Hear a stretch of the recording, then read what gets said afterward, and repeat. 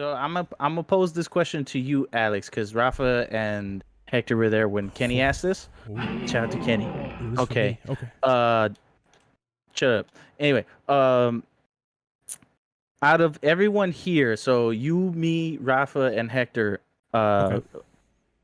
like rate us at like from best to worst. Was it game diversity? No, so the question was excluding yourself with everybody. Okay, so excluding yourself with out of the Geekjar, three right? of us, yeah, in Geekjar, excluding yourself in Geekjar, the three of us that are here, from order from best to worst in what games, the game diversity, like what you think, who has the best opinion in games, / who plays the better excluding games. yourself. Yeah, excluding yourself. Because I can already, you can be like, me. It is me. One is gonna be you. It is but... not you. Mm-hmm. Oh boy. VR chat over here is talking to me. Oh god. VR chat. That's what they... I play more than just VR. VR chat and Monster Train is over here talking to me. Hey, I played Monster Train quite a lot. Those two, all right? Shut Oh, Bioshock. Oh, Bioshock. I played Monster Train quite a bit. Okay. I don't know why you're disrespecting me in such a manner. From you three, rank you guys and who has a better taste or better opinion on games? I guess better taste. And like, what games you guys play often, or what do you guys like? In general, like gaming in general, like overall gaming. Overall games. Like, take a second, really think about it. I feel like a second. Okay, let me take a second. Mm-hmm. Well, I mean, if you already had the answer, you didn't need the second. So he said, "Well," because I'm leaning on. Go ahead. You know what? Voice your thought process. Because I'm leaning on. John is what you're leaning on. I want to put Hector at 1 from you. You want to put him last. You want to put him last. But then he does play a lot of the same like type of games. So there we go. But no, that's not cap. But Hector, that cap is open. in the conversation we had today while we were watching E3 in the chat, he plays other shit that's not just Valorant and Smite and fucking Call of Duty. He plays more than that. Orcs Must Die. Who the fuck plays that? Hector does. So it's like me. I want to put him there, but nah, it's not enough. I know he mains like the same. It's not games. enough. And then I want to put Rafa there because I know he used to play a lot of different games. And I know his likes and his tastes are very vast. He'll play a bunch. These are garbage now. So that's where my question goes. It's like, do I have to rank it based on? Is my ranking based on what we're playing now or just overall? That's how it was proposed to me. No, it was proposed to me as current. Because was it current? I thought it was just overall. Because if it was currently, Kenny right told now. me current. Okay. If I'm gonna give 2. I can give 2. Can I give 2? Okay, go ahead. Yeah, go ahead and give 2. And this was a conversation I wanted to start with. Like, where does people's opinions lie? Like, does that sound legit to other people? But go ahead. Okay, so not overall. Currently, if I had to rank it based on what we're playing now, it would be John, Hector, Rafa. That would be the. Really? That would be the ranking now. And the only reason why I gave it to you. And the only reason why I gave it to you, John, is because you're branching out a little. You're branching out a little bit on games, and so right now you're currently playing more games than Hector is in your rotation. Right. And that's the only reason why. If I'm going overall, John, you have a very strong bias against certain types of games. You're really quick to call certain games bullshit in like the first 3 seconds you see them. E3 all day today is a prime example of that. Excuse me. So if overall, it would have to be it's tight. It's really close. It would have to be Rafa. No. John and Hector. No. See, I don't know. You guys are really close. No. Because I know you guys play more than the main 3 games you guys always play. So it would. I disagree with this. I'll give it to Rafa, and then I'll tie you both at second because you guys are really, really close. And Rafa's not that far ahead of you guys either. He's not. I'm light years ahead. So that would likes loser baby boy stupid dummy butthead games. That's why he's last in the right now category. But overall, dude, just because I only talk about VR chat doesn't mean I don't. That's the only thing I play. But we have a segment on this podcast called "What Are You Playing This Week, Baby?" and it's the same 2 games every time. So that leads me to believe. When we read the games that I have on my computer right here, bro, I don't care what you got downloaded. If you play them, I don't care. I played these games, bro. I don't care what you got downloaded. Oh, I got solitaire on my computer. That doesn't mean I play stupid ass search term. I do play all these games. Oh, you though. play solitaire. Head ass. I do play solitaire. I do play solitaire. He does. He really does. I know he does. I know he does. Okay. Yes, so, I do. Okay, but yeah. But honestly, if I could include myself, it's obviously me and then Rafa and then. No fucking way. No, you know that. That's why we don't. That's why we exclude. I'm curious what to you guys' ranking was because I didn't hear it and the audience didn't hear it. I haven't given mine. No, it was just Hector who gave his. For me, overall, I'm not doing current. Overall, okay, overall. doesn't matter. Overall, it's John, Alex. Yeah, boy. Yes. We reign supreme. Let me explain. Okay. Shut up. For real.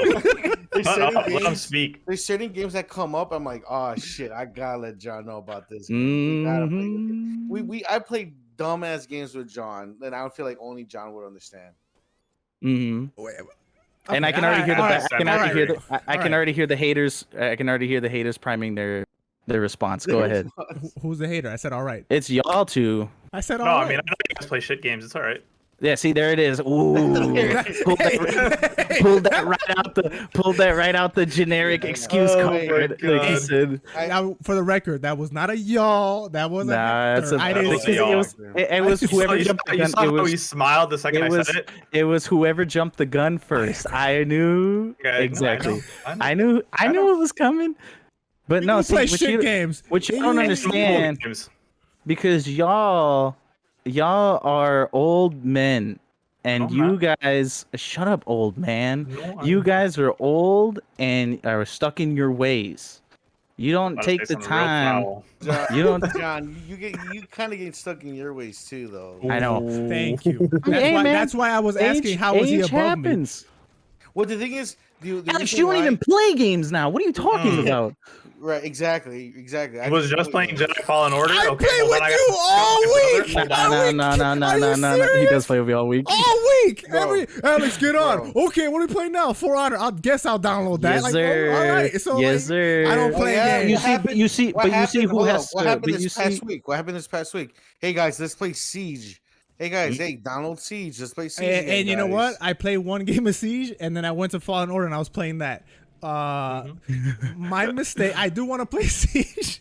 I do want to play Siege. Mistake. I give up on that. No, I want to play. My mistake is hilarious. Oops. But what happened was, I finally got past the part I was stuck on for a long time, and I got really mad, and I beat it, and I was like, hold on. I want to see what the rest of this game is because I only know it up until right there. That's what happened. That's what happened. That's a fantastic game too. That's a really good game. I know. I loved it. I loved every second of it. It's a great game. Except for that boss battle. That's the only thing I did not like. It like picks up so Wait, can crazy you tell me after which that one you're at? It was Terran Malekith. Malak, the Jedi with the two red lightsabers that you meet in that like. Okay. Yeah. What's I forget what the planet is where the Darth Maul people are. He has a planet. Dathomir? That sounds familiar. I think that's it. It's Dathomir, right? Hector, you don't know. Shut up. Hector did beat I watched the shows, and I beat the game. Yeah, he beat the game. Is it Dathomir? I think it's Dathomir. Yeah, honestly, that sounds like it's. Hold on. You came at me, bro. You said it so. You said it like, fuck you. I'll tell you what I'm planet it big in is. violence today. I'll tell you what planet it is. Hold up, wait. Somebody asked me what I think the list is. It is Dathomir. There you go. You said Dathomir. What is it? John, what's it's your list, it's Dathomir. I just Thanks. pulled. That's what I just said, bro. Oh my god. All right, go ahead and tell me your opinion while I ignore you and play this game. All right. It's actually playing. All right, give me a second. Let me think about it. Is it the quick resume feature on the Xbox One X? Dude, or it's so Series great. X? It's so beautiful. That's a good. It's also that feature is like the best feature. Like, yeah. Side note that when they were announcing it and they said, "Oh, quick resume," I was like, "That is such a lackluster feature to like say out loud." But when you have it, it's like I can't go back because like, oh, I'm in the middle of this Fallen Order. John's like, "Let's play whatever the fuck." I switch over, I'm in it, and then it's like, "Oh, I don't want to play anymore." In less than 3 seconds, I'm already back exactly where I was. I wish I had that for Mass Effect, great. dude. So yeah, dude, for Mass Effect, it would be perfect. It's so perfect. I wish I had it for that. It's great. Anyways, John, your list. Let me think about it. I would say Rafa, Alex, Hector. Yeah, I know Rafa for all your guys' lists. Actually, John, don't backpedal now, baby. You know you're right. I feel like it can be interchanged between Rafa Alex Hector and Rafa Hector Alex. I feel like that's the worst backpedal I've ever seen in my life. Because I feel like there's a couple in this podcast. I was send that one meme where the lady's trying to do that math, the equation. you looked up like he registered what it was. I got the line, the dotted line here. Because there's also a couple RPGs and stuff like that Hector, that he doesn't kind of shine too much on, but it's also in his kit. Slay the Spire and stuff like that. That's also in there. Which I don't think that you kind of dive too much into, Alex. Not as much. And Rafa, I just know his whole back catalog of like the BioShocks, We Happy Few. He's the one who showed us Monster Train. He showed me the Underminer, that fucking whatever the fuck, Isaac. Like a lot of the games that we get put on come from Rafa. So like I would be remiss if he wasn't top. Alex, don't act like that. A lot of the games that we play now, like Isaac and Train and stuff like that, we got him from Rafa. Like that's where we got him. Yeah. He's the one. He showed it to us. So he's like the trailblazer. And I feel like Hector's like the unsung hero. You know, you don't know what this kid got. You don't know what he's got going on under the hood.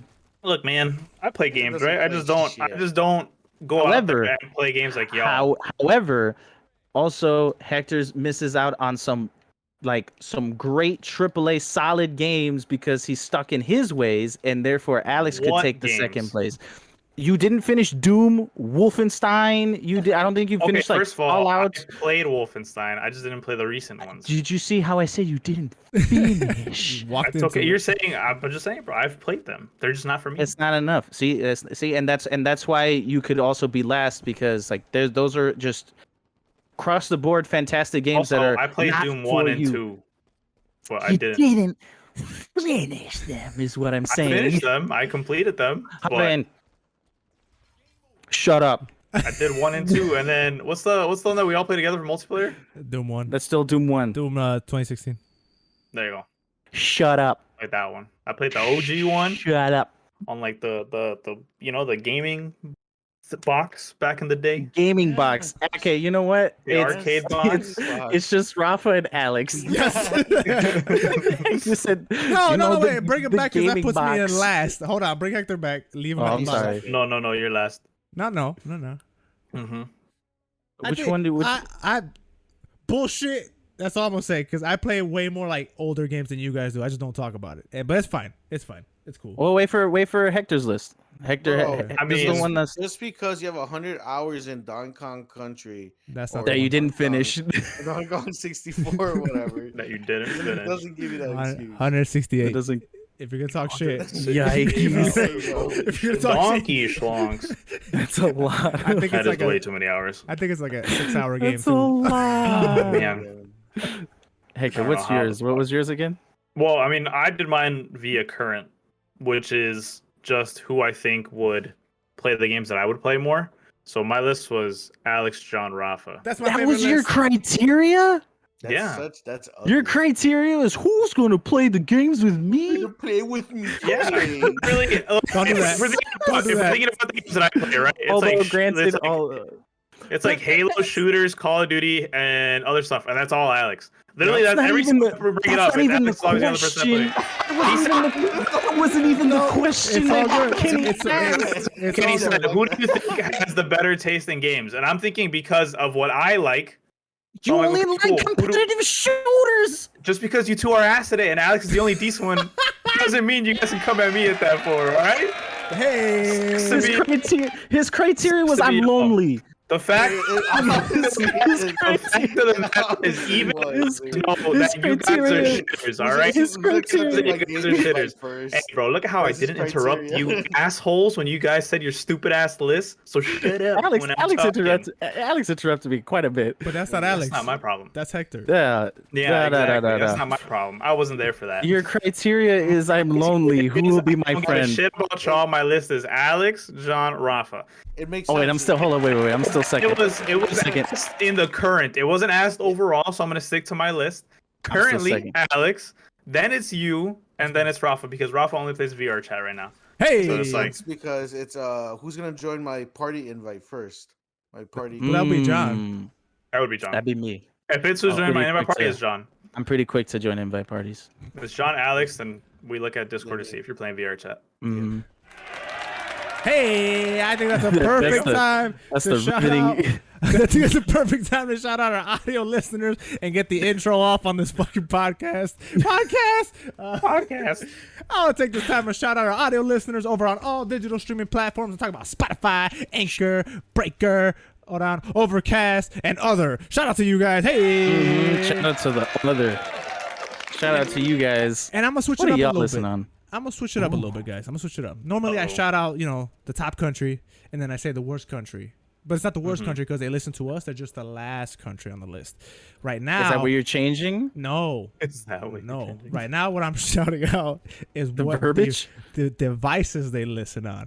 So shout out to iPhone because that's their most listened to device. Hey. I love Apple products. I love Apple products. They're great. Yo, Android, step it the fuck up. Y'all are behind. Broke boys. Yeah. I have a Galaxy I'm the only one with an iPhone here. I have an Android. I love Apple products. I be playing Temple Run. Side note, did Rafa freeze or is he just standing No, there? Gotcha! I was pretending. I was like, That was good, boys. I can see his chest moving, but I was like, is he frozen or what? I want to see someone say something. Rafa, I wasn't gonna say shit. No, see, because Hector, he's tried that before, and that's why I didn't say anything. Oh, I don't know. The antics of enough to the pod for that. you catch on. So, you won't notice it on the pod because we just ignore it and he gives up. But like now that you said it, it wasn't until There's new blood. There's new blood here. it wasn't until recently he put a pillow in the front. He said, "Can you see me?" He put a pillow in front of the camera and said, "Can you see me?" hey man, hold on. Hey, we have a lot of big ass, fat ass podcasts to get through. So let's reel it in. Let's shout out. What episode is this? This is episode 71 of the Playing Pod podcast with your host, me, Alex, John, Rafa, and Hector. Hey! But I also want to shout out our YouTube viewership because we're not only audio. No. On YouTube, you can see our beautiful faces, and that's the only place where you can see what we play while we pod. Holy shit. And today, that game is none other than Halo 5. Halo 5, baby. Halo 5. Halo. It's the only Halo I got downloaded. You don't have the MCC? MCC's 130 gigabytes. Yeah. Your boy don't got it like that. I had to delete some shit. It wasn't finished by the time we started potting. Hey! Hell yeah. Dude, I was watching. Were you watching through IGN? I know we're gonna get to it. Were you watching through IGN? Yes. I'm gonna talk shit. Maybe. Yeah, I was. There was one guy on there during the Xbox showcase, like the pre-show or whatever. He said that Halo 5 has the best multiplayer. Oh no, that was a girl. I know exactly what you're talking about. No, that was a dude. I heard the Miranda girl also say that, so maybe they both said it. Okay, well, they both of them. How do you plea? I completely disagree. I disagree wholeheartedly with that. I was like, what? I was like, did you guys play Halo 5? I was like, no. Halo 5 is not the best multiplayer. Halo 5 has the worst multiplayer. In the I don't Halo know franchise. Halo 5. I was eating breakfast, so I didn't see the pre-show. So You said you were eating breakfast? Well, it wasn't even about the pre-show. It was just more Halo 5 having the best multiplayer. Yeah, I didn't see him say that. That blasphemies. That's crazy. Which is your favorite? Which is your favorite Halo? Like, which is your favorite multiplayer? Ooh, 3, just because of all the custom games. I think 3 and Reach. I think matchmaking in Reach was like phenomenal. Although like custom games in Halo 3 was unparalleled. The only reason I would put Reach above 3 is just a personal choice because I played Reach more than Halo 3. But I understand if someone says 3 over Halo Reach, like 100%. Yeah, I just feel like the No, go ahead, Alex. I'm sorry. For me, it's 3. Halo 3 is the best Halo in my opinion because I mean, yeah, though it brought out the whole little custom games you can create in Forge. That shit was crazy. Like there was like unlimited replayability there. Forge is the shit. Yeah. Then they had like the theater mode where you can go, record and make little machinima videos. Like it was just there was so much packed into that game, and not only that, but the core Halo experience, I feel like was at its peak there. I'm not. Reach is an amazing game. I'm not taking anything away from it, but I feel like Halo 3 is the like ultimate Halo experience overall. I know a lot of people would say Halo 2 matchmaking would be really good. No, I feel like a lot of people would make that argument. No, I mean it was probably the best for like the original Xbox, but besides that, I think Halo 3 was just definitely the one that like kind of brought everything together. I mean, especially because like I said, the custom games and the replayability of it, like that's where I think it shined the most out of like anything. So also the first Halo, but that was personal. Just because what I went with through, just because how I went with it in high school and we had it on the computers. Like that's separate. Like that experience is awesome too. But Halo 3 for me. I'm super biased when it comes to Halo 3. Super biased. Yeah, hella biased. Suck at it. I was actually very, very good at Halo 3. All right. It's actually very, very good at Halo 3. All right. Okay, hold on. Let's not get on track. Off track. Let's get back on the track. Let's not try to keep this train going. Let's get back on the tracks and go we into. We can get to Halo later. No, we're gonna talk about Halo, but I think it's time to get into the most sought out podcast segment in the history of all podcasts. Wow. Oh fuck! My finger slipped. Oh fuck! It's always something with this segment. Yeah, my finger just goes off. Hey, welcome to What Are We Playing This Week, baby? The part of the podcast where we like to share with you, our audience, what we've been playing this week, baby. So right now, I want to throw it off real quick. Russian roulette. I'm gonna throw it to Rafa. Oh my God, were you ready? What you been playing this week? I've been playing the two same things I always play. Yes, sir. And this is your top tier. Shut up. I have a win in Monster Train. I got it yesterday on stream. That's cute. Nice. That's cute. Slowly making my way up to. What are you at now? 2? I'm at 4. Oh, that's like. Respect second place. Respect second place, baby. That's cute. If you're not first, you're last. Also, I don't want to hear from 3rd and 4th over here. That is true, though. Welcome to the King Circle, my guy. I haven't play that dog water game.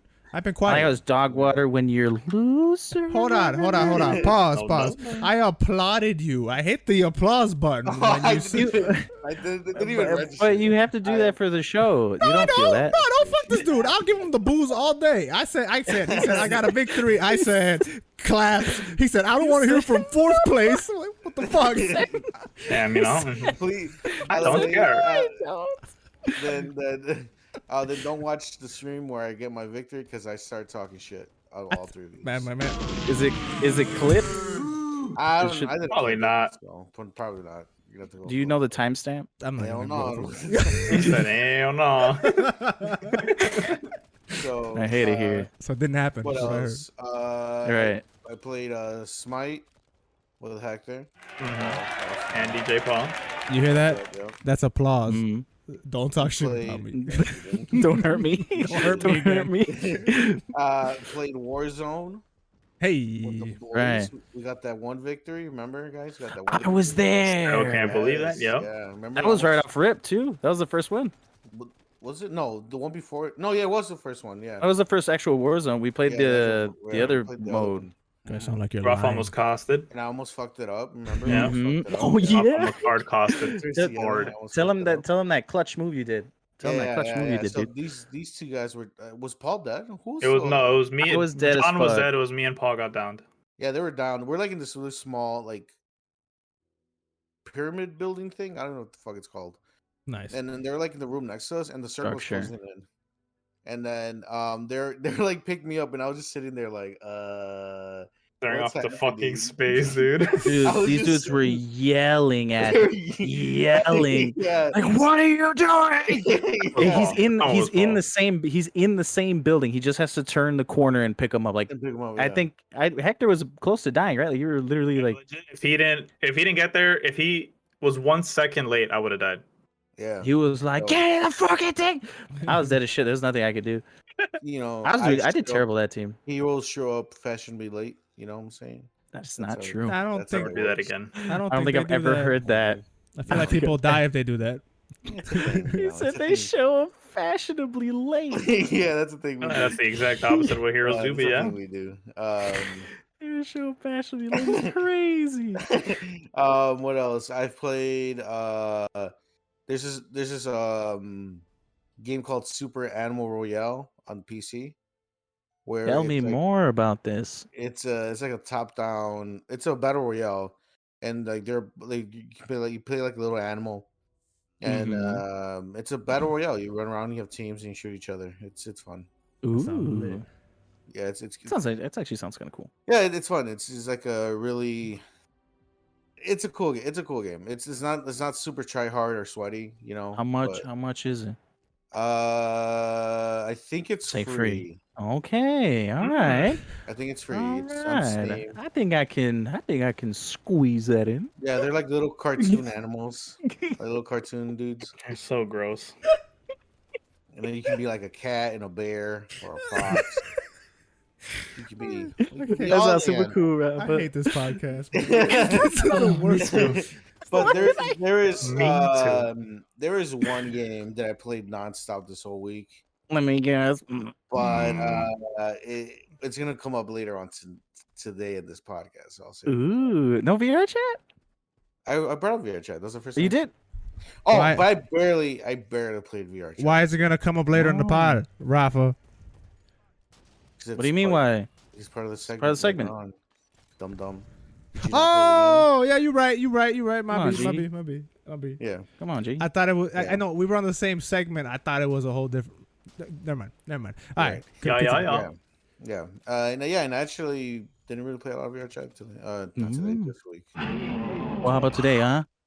No, I didn't get on today at all. Oh, I wish you would have told me that. I would have had Linkin Park's "Breaking the Habit" queued up, and I would have played. I would have played it. I'm just taking a little break before I dive in full next week. Oh boy, I'll be at work. I'll be at work playing VR chat. Oh no, work.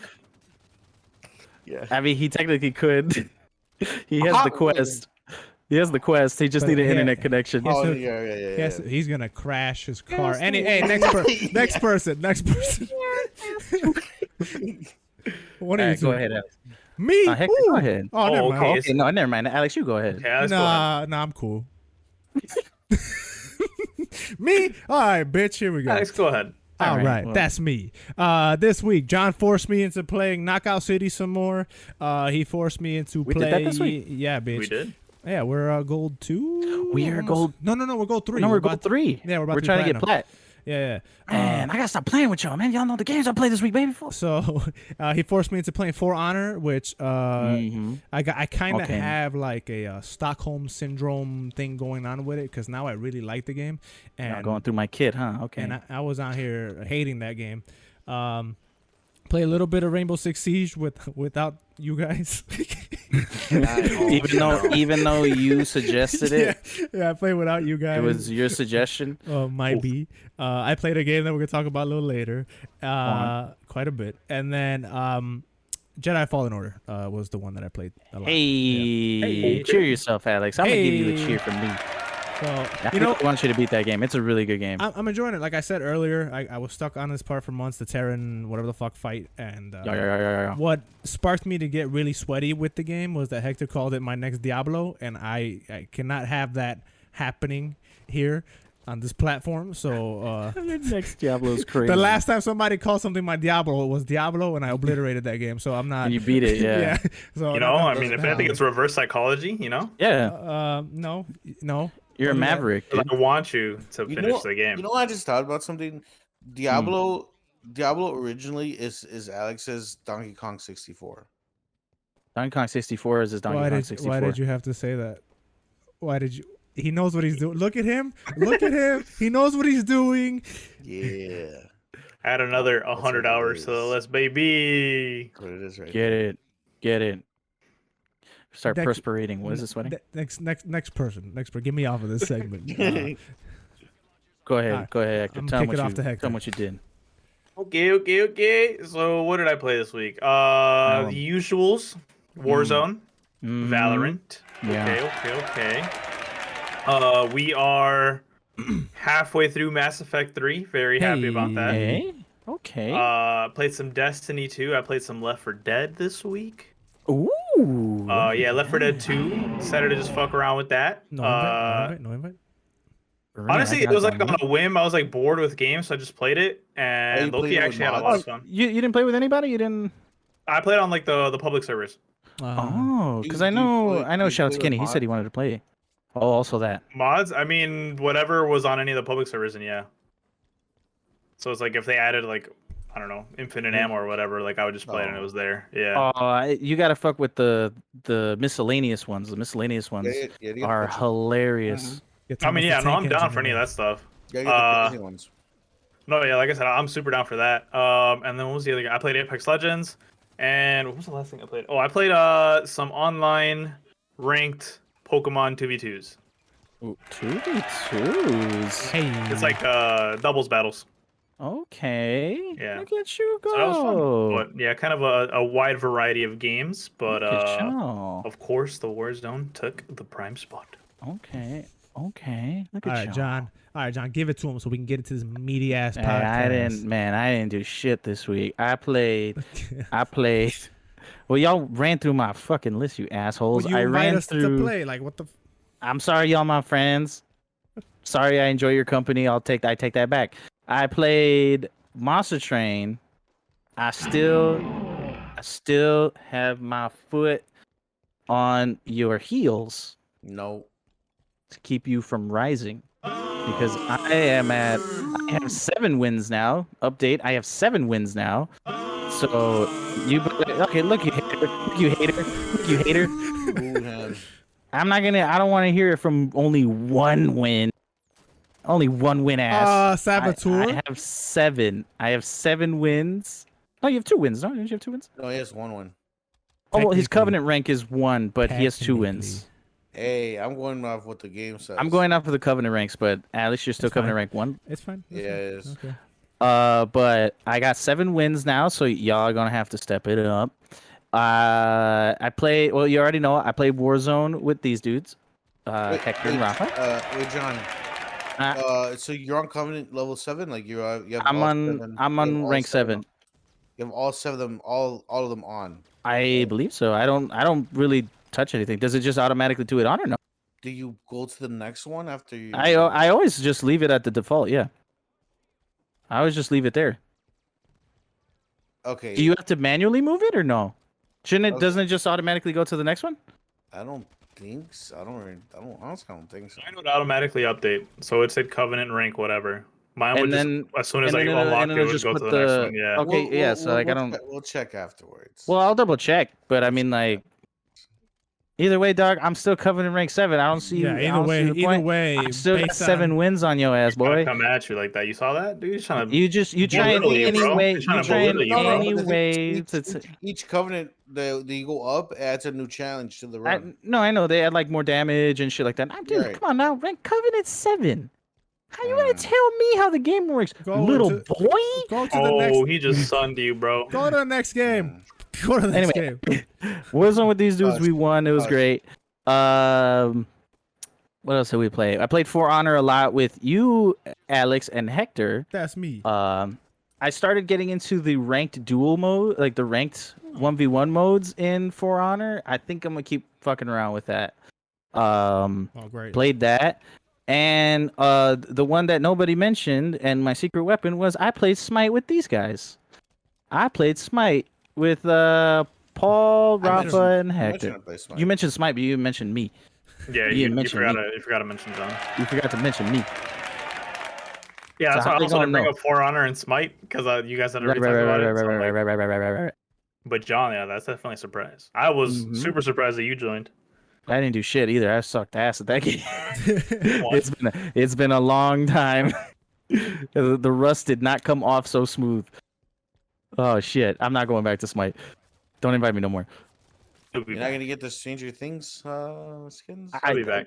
The Stranger Things skins are not that appealing to come back. I did like that. Cool. the Mind Flayer Sylvanas is like super cool, and I thought about it for a moment, but I'm like, I'm not gonna play this game. Yeah, you're not. That would not be worth $10. Yeah, I'm like, that's not worth it. I'm not gonna play that. Also, I did not know it was $10. Yeah, it's a $10 battle pass. Okay. Oh, it's part of a battle pass. Stranger Things collab is gonna be an entire battle pass. It's just like the Teenage Mutant Ninja Turtles. So you get all those skins in one battle pass. I did not know that. But you just have to play enough to unlock all of them. No, I'm not doing that. I know you won't be playing it enough, though. Yeah, no. I thought about it. It's not worth it. All right, sorry. All right, let's get right into these topics because boy, oh boy, we have a thickums today. It is, of course, E3 weekend. E3, hey! Now, this week's going to be a little different for the podcast because E3 is from Saturday to Tuesday. Our podcast comes out Monday. We are going to do this in 2 parts. Part 1 is the one you're listening to now. Hey, what up to you? Shout out to you listening to this right now. And then part 2 is going to come out Wednesday or Thursday to cover the last 2 days of E3. We painstakingly watched all 2 days of E3, every single little stupid thing that came out. And we're going to review that for you. And then we're going to talk about Loki. Now, should we talk about Loki first? Knock that out and then hit up E3? Loki first. I think Loki first just because it's not E3's beefy. Okay, so right now we're going to talk real quick about Loki. Y'all know what it is. We talk about the Marvel shows as they come out. We did it for Wanda. We did it for Winter Soldier. Now we're doing it for Loki. So, obviously, we're going to talk spoilers, all that good stuff. So if you don't want the show spoiled or you just don't give a fuck about Loki, go to the next timestamp below. You've been warned. Starting right now, spoiler alert for Loki episode 1. All right. So, the long-anticipated show Loki finally debuted.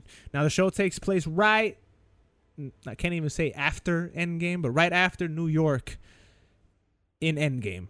If you guys remember Endgame, Loki disappeared. He took the Tesseract after Hulk beat the shit out of Iron Man when he came out that door. Smacked the shit out of him. And Loki disappeared. Dropped the Tesseract. Yeah, Loki disappeared and everybody's like, yo, where the fuck Loki go? Well, you just found out where the fuck Loki went. That's what the show's about. Anybody want to give a synopsis, a recap real quick? That's kind of it. Oh, okay, cool. Did it. I mean, that's not really it. Yeah. Actually going into the actual, episode itself of what happened. Okay, so Loki. Yeah. Well, so what happened was Loki got teleported to. Well, he teleported himself to like this desert. Anyway, he broke away from the main timeline, which made the Time Warner Television Company come in after Time Warner. TVA, just TVA. Don't do that. Okay. What is it? The Time Variant Agency? Academy. Allegiance or something like that? Yeah, Academy starts with an I. And the Time Variant Allegiance or something like that? With the power of the internet. No, that's your mic went out as soon as you said. Just said power. With the power. So Loki. He gets teleported to I think it's the Mojave Desert or some shit like that, right? And look then at TV, it says Tennessee Valley Authority. That is not it. And then the Tennessee Valley Authority shows up. And they're like, hey, buddy, you coming with us. In the Mojave Desert. Time Variance Authority. Yeah, and then the girl from what's the name of the fucking show? Take your time. Lovecraft County. Lovecraft County. Yeah. Country. Yeah, Lovecraft Country. Country. Whatever. Yeah. She's in Lovecraft. You don't even know the name of the joke you're trying to do. Yeah, I know, right? She shows up. I'm like, hey, nice, get those marble checks, girls. Do you get the marble checks? Love it. And then she hits him with a stick, and he goes to slow motion, and you think like, oh man, that's a cool effect, but it's really like her powers or whatever, like the power that the Tennessee. What you said, Vitamin Association had? What'd you say? Oh god, please, association starts with an A. Association starts with an A. Yeah. Yeah, what am I saying? Time Variance Authority. That's the actual name. Whatever you want to say. Oh, I thought it was TWI. My bad. No. It's me. It's TVA. Wait, what? Yeah. What, Alex? I thought it was. I thought it was. He was correcting me this whole time. I'm just like, have you even seen the show? I did see the show. Right. I saw this bogus ass show. Go ahead. You saw letters. But they bring him in, and then they're all like, "Hey, man, like you're doing crimes against time itself. we gotta prosecute you or whatever. And then he's trying to escape her and leave and shit. And then Owen Wilson comes in, he's like, wow. Mm-hmm. And then he like talks to him, and then so he's trying to like get him to like admit that he likes to hurt people or shit like that. And then Loki, he ends up like escaping, and he gets his hands on the Tesseract again, and then he sees that they have like a bunch of like different versions of like the Infinity Stones, right? And then he realized that these guys are like above pretty much anything, all the other powers that we've seen in the MCU. So he kind of knows like he's kind of like fucked. Like he really has no way to get out of this, pretty much, right? So then he kind of stops running away, and then the big twist at the end is that there's another. They're called variants, or like people who are like out of the timeline, the correct timeline, and we find out that there's another version of Loki out there killing people from the Tennessee Vitamin Association, not letting them live. And now they want this version of Loki to help them get that version of Loki, and that's literally the episode. All right, so not an E3 talk. No, I'm kidding. All right, so did we like it? Did we not like it? Is this a bogus ass show? How do we feel about it? Well, I can tell how you feel about it, so let's start there. Yeah, go ahead. We'll start with you. Me? Oh, I loved it. Yeah. It was awesome. I really like the concept of the what is it? What'd you say? The Tennessee Vitamin Association. Yeah, I like it because it's like when he realized, because I don't know anything about the Tennessee Vitamin Association. I was like, yo, what the fuck is this? Apparently, they're very like obscure.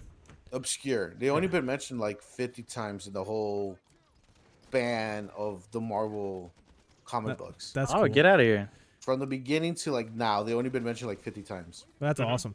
So when he pulled like the when he got to the Tesseract, I was like, oh, here we go. He's about to fuck him up. And then he saw the Infinity Stones.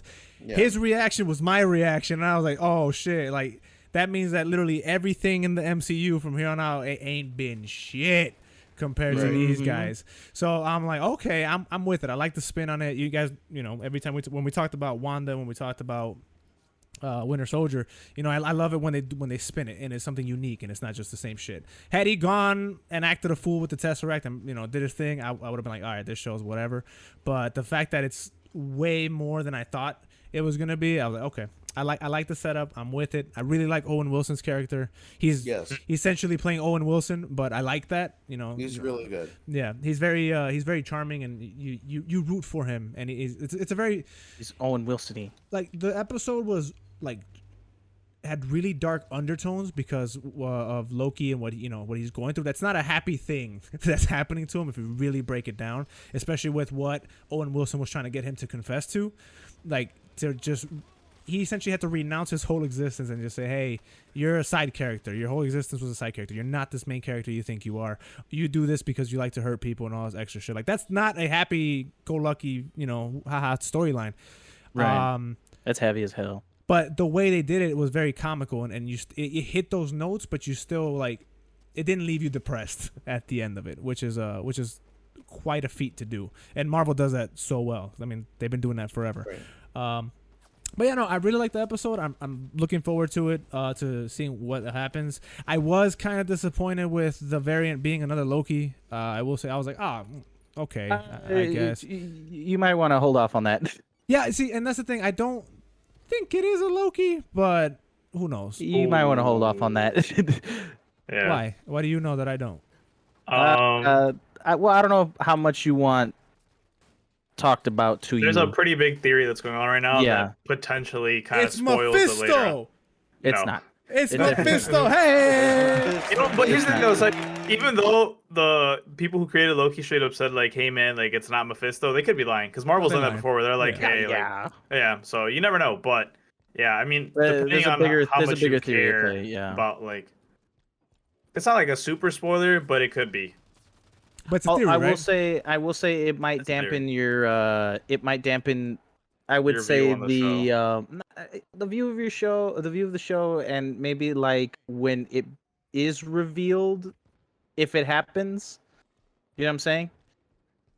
Because like it could be Loki, it could not be Loki, but whatever the reveal, because remember at the end of the episode, we really don't know. Yeah, we don't see we don't know what this variant is. Like, it could be Mephisto. It could be Mephisto pretending to be Loki. It could be something else. But there's a theory going on, and if you have that in the back of your mind, and well, hold on. Wait, no, is this one of those new Rockstar fucking theories that because that dude? No, it's like it's a community yes and one, no. and also new Rockstar has said it. Like, okay, because new Rockstar's wrong a lot of the times, and everybody and their mama swore was Mephisto. They were wrong about Mephisto. They were all wrong. They were wrong about Mephisto. All right. You also gotta remember that they bring that stuff up because they know it's gonna get clicks. So you also gotta. Yeah. What's the theory? What's the theory? Give it here. Do you have consent? You have consent? Yes, I consent. Rafa, do you have consent? Or do you care enough to consent? No, I don't care. Go ahead. Okay. Okay, go ahead, Rob. Hector, go ahead and tell him. So, when the file of Loki gets given to Owen Wilson. Okay, stop. I don't do this anymore. I'm joking. When he's given the I was like, I mean, okay, I'll stop. When the file gets given to Owen Wilson, if you free stream it and you check all the stats on it, it says that Loki is gender fluid. Yes. Yeah, because he's a shapeshifter. Exactly. However, if it's a woman Loki running around stabbing people, is that what it is? Welcome to the theory, Alex. That is the theory. No, nothing. Well, it'd be crazy for it to be revealed that Loki's a woman, like one of the variants is a woman. But he's a shapeshifter. It's like so. No, but like it's not him shape shifting into a woman. Like Loki's a woman. Yeah. Okay. Who cares? So. But that's the theory. So like essentially in the comics. But why would that dampen my opinion on the show? Well, because maybe you're like looking for a different variant. Like maybe he's got horn shit and a woman. And like, shapeshift. No, that's Loki. Like Loki is a woman. That doesn't bother me. I don't know. I don't. I'm just saying. I don't know how. You had tied what you're saying is like you had like different expectations. Yeah, I didn't want to. Yeah, I'm saying I don't know. What you're saying is that I hate women and that I shouldn't like this because I hate women. That's what you're saying. Exactly. Right now? Okay. Exactly. Well, I'm saying you have a disposition to women, and I don't know. I don't know how you'd feel watching it, knowing that it's a woman as the villain. The bus. I'm joking, of course. Hey, man, you're lucky I don't know what disposition means, so I can't be offended. Using a lot of mighty big words over there. Shit, that sounds like a compliment to me. That sounds like a compliment. Maybe I do dispose sometimes. Yeah, right. I do dispositions occasionally.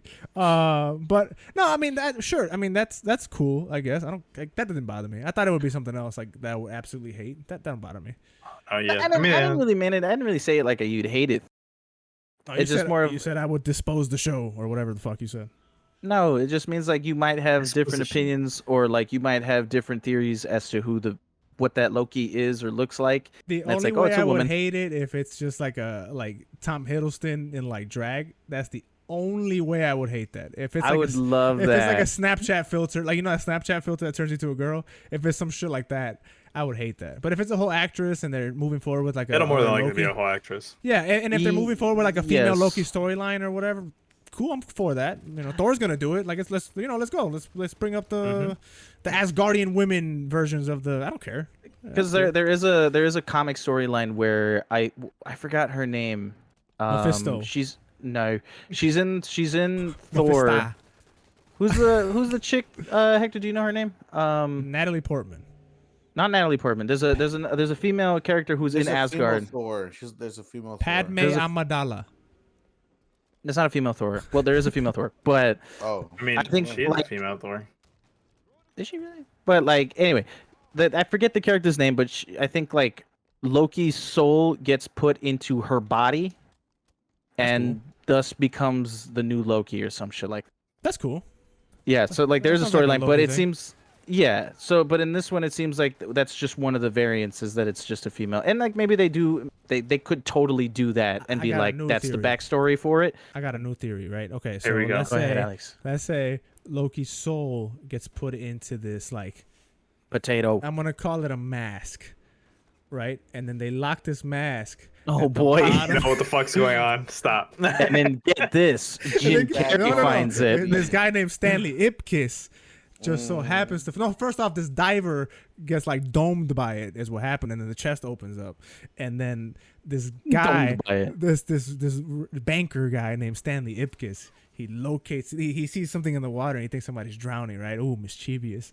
It turns out it's a bunch of garbage. He couldn't get into and all because he couldn't get into the Coco Bongo Club, man. Bongo Club because he wasn't rich enough. Because his best friend, quote unquote, dished him for some bitches. Right, for some honeys. To the curb, and his rented car ended up giving out at the bridge. Very mischievous. See? Look.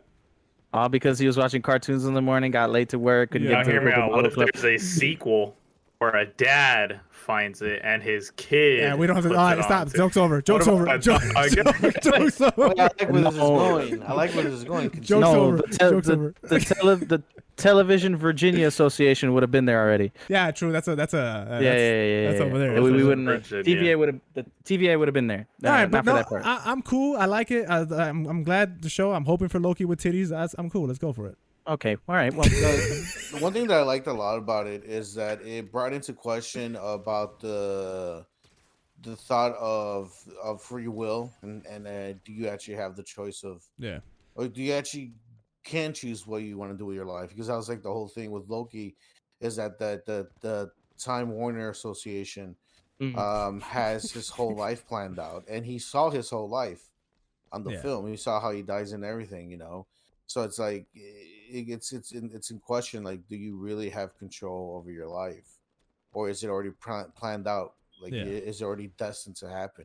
So that's getting into some really deep, like, I don't know, some really deep shit. Some thought provoking, like some things that makes existential stuff. But see, exactly. Loki could have treated him and be like, love that. Loki could have treated him that entire time. I was just say that, yeah, obviously I do because I'm here and you guys are fixing my, like, he could have just said that the entire time. He's like, the whole reason you guys are after me is because I do what I want. Look at me here, bitch. Like, right. And low key, and even though there's another one going around killing people, obviously Loki's done this before. Yeah, so like, for them to say, I do this and I do that, so I do what I want. So it's like, so it's like, you really can't tell me that I don't do this shit because obviously I do this shit. Right, and I'm a problem. You're looking for me. Yeah, and y'all can't handle me with your little slow motion sticks. No, I really enjoyed the scene where like Loki kind of looks at his life and like sees where his life should have been. Like, I was just like, that must be wild as hell to be told that your life, like your whole purpose in life is this moment. That's what you're meant for. And then for you to not even have experienced it yet, or another version of you, and to see like what you're supposed to do. What? Keep going. What? Keep talking. Okay. I just thought that was crazy. Well, I don't. What's going? Oh, anyway, I thought that was crazy. I got it. Anyways, yeah. I mean, one of my favorite parts is that I like the scene where Loki kind of goes from like god to mortal. That was probably one of my favorite scenes. So when they start to get into his head and be like, "Are you sure that you're not a robot or a synthetic organism?" I love that. He starts to go from like, "Hey, I'm this like godly being that I have no problems, no nothing," and then they start putting all this like doubt into him. And he's like, "Wait, what if I am a robot?" He's like, "What if I go that I am?" And you know, he's like, "Do people actually not know if they're robots?" And then it just starts to creep into his head, like, he's like, "What if I'm a robot?" Maybe I'm a robot. I like the stylistic choice of how it looks like an old school office. Yeah. With like the lovers and just the aesthetic, it's really cool. It's a cool show. But like, not only that, it's just I like the fact that like throughout the entire episode, you see him go from like I said, this godly being who just thinks so highly of himself to like just putting his whole life into perspective. And then the fact that the one probably line that hit the most that Owen Wilson said to him was like, "You are strictly here to make people better." Yeah.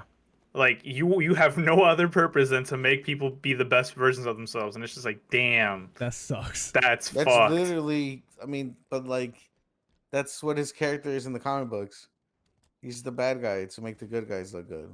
That's crazy for someone to straight tell you like you're a side character, like you're not, and to tell that version of Loki, because that version of Loki, he didn't go through all the trials and tribulations that Loki goes through yet. He's literally at the top of his game. He just lost, and he still hasn't lost his. That is Loki from the first Avengers. That's Loki from the first Avengers. Yeah. So like he still thinks he's like I'm fucking. Loki. He's like I'm superior. You guys are beneath me, and for someone to just outside of time be like you're just here to make everybody look good. You're not gonna sit on no throne. Is some heavy he shit. Sit on the throne though. He did. He was Odin. Yeah, he took over Asgard for a little bit. He did his thing. He did. Well, not this version though. I don't know, but I'm saying like he would have took over Asgard for a little bit. But then like he sees that like when he was watching his life, he saw his parents die and all that, and that his mom died because of him. Like it's a lot. It's a lot. That never clicked for me. I don't know why that never clicked. For me. No, same. When I saw that, I was like, oh yeah, that is his fault. I saw that movie. Same. I saw it afterwards. I'm like, damn, Loki, you did that. Yeah, but he's right everything. Because of that. Like that led to Thor becoming like Electric Eyeball Man, Electric Boogaloo, yeah, which he never did again. He just lost that power. He popped in a fake eyeball in there. I forgot. Mm-hmm. He's got to miss the eye again. Yeah, he became the God of Thunder, Thunderman, no more hammer, and then all of a sudden he needed an axe to fight Thanos. I need an axe. and then he saw himself die by Thanos. Yeah, that was cool. When they showed that, I was like, I wonder if they're gonna go there with it, and yep, they did. Like that scene. I mean, they cut away from it. You have to show.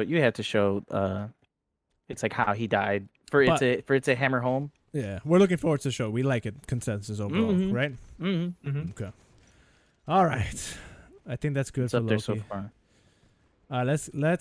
Let's talk E3. That's the whole reason why we recorded this late. That's the whole reason why we got a hefty. All right. So who knows how long this is gonna be, but we're here and we're gonna talk about it. Let's talk about it. So E3. Let's write this up so I can edit it. E3, the Electronic Entertainment Expo, the yearly gaming convention.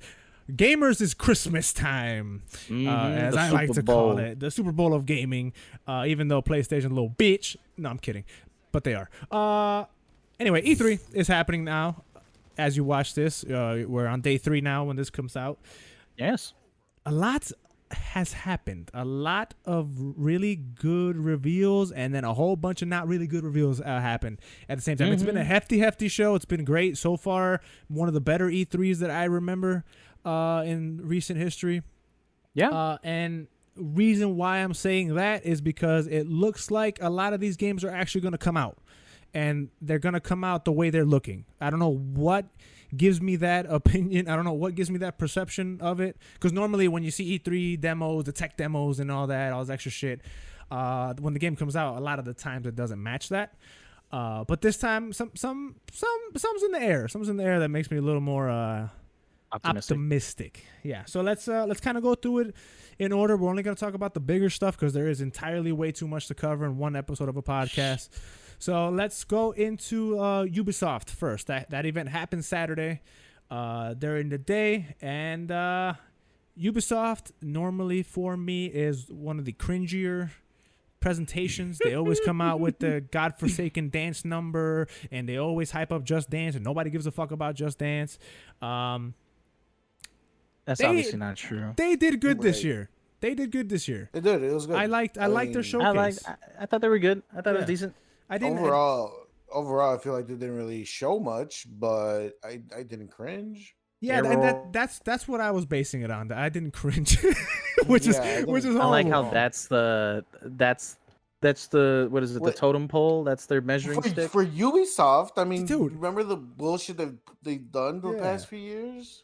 I love that. No, but Ubisoft came out and they if we're just basing it off what they announced, yeah, it wasn't too much. They obviously talked about Far Cry 6. They obviously talked about that Rainbow Siege, which I think it was used to be called Outbreak or something, but now it's called Extraction. Right, Extraction. It's I think it's just gonna be an additional game mode. I don't think it's gonna be an actual game. Yeah, it's coming. No, it's a standalone game. I thought it was a game. Yeah, it's a standalone game. The story of this game coming out was it was a mode that was available for just like 4 weeks on Siege. Yeah, it was. But they said like it became it was hugely popular. Number one and number two, it couldn't it wasn't quite ready. Like Siege couldn't handle it. They said the tech wasn't quite there. That's what they said when I was looking into it. And so they decided to make it a standalone game. So I think this is a whole new Rainbow Six coming out, which is really weird because if you look back at the history of the Rainbow Six series, nothing points to this moment right here. Nothing would have always been the super tactical, super realistic, just that series that's like you go for it for the realism, one bullet kills you, that type of shit. Now we're shooting zombies or, whatever the fuck they are in this game. Aliens. Aliens, my bad. Yeah, aliens. When I went into it, for me, I was like, yo, this looks... I was getting Metal Gear 5 vibes. Like, at the beginning, I was like, oh, no. But when I saw it, they actually kept the tactical aspect of it, which, it wasn't just Call of Duty running around, zombies chasing you, and you're shooting it. There was still that whole Rainbow Six element to it. So I'm like, okay, I'm intrigued. I'm intrigued by it. How do you guys feel about Rainbow Six Extraction? I am a big fan of Rainbow Six Siege. I love that game a lot. I don't give a single fuck about this game. I don't care about this game. Fully agree. Fully agree. Like, it's cool that we're getting the Rainbow Six Siege characters in a kind of a different environment. Yeah. Yeah, you have to like battle your way through these monsters, and each level gets harder, and so on and so forth. Bro, if you want some shit like that, just play GTFO on PC. It's a better version of the game. You ain't even played it, stupid. How you know? Oh, it's the same thing. So? Yeah, I mean, it's just. But have you played it? It's the same game. What have you played? I haven't played either. Okay, then shut your mouth. And I'm not gonna play. Then shut your mouth. So I'm gonna play Siege. For me, it depends on the price point. If it's like a whole ass $60 game, I'm not doing that. No, that's negative. too much. It has to be like at least a $40 game. I can see a $40. $40, I'll consider it. $30 for sure, I'll try it. Why not? I'm not getting it no matter what. I don't Rafa, give a fuck about but that we game. gotta play it. I'm not getting it. It doesn't look like a fun game at all. It doesn't catch my interest at all. Like, okay, it has some cool elements. Like, like if you go down and if they don't rescue in time, you lose that operator, so you have to go back and save them. That's cool, I guess. I really like that. Yeah, like that's a cool aspect to it. But like overall, I just don't. I don't know. I'm just not interested in it. I'm not interested in that gameplay. I would like to try it. At first, I was like, I don't give a shit. It kind of reminds me of that game mode in Gears. Yeah. That one like escape game mode or whatever. Yeah. Right. What's that called? Hive or something. Hive. Yeah, Hive Buster. I think it's Hive. Yeah, Hive Buster. I think it is Hive Buster. Even though in Gears it's you're running and gunning and just trying to get the hell out of there, so it's not the tactical aspect is gone. But I still get the same vibes of kind of like it just kind of feels. It just kind of feels a little bit out of place. I don't know. I'm just not.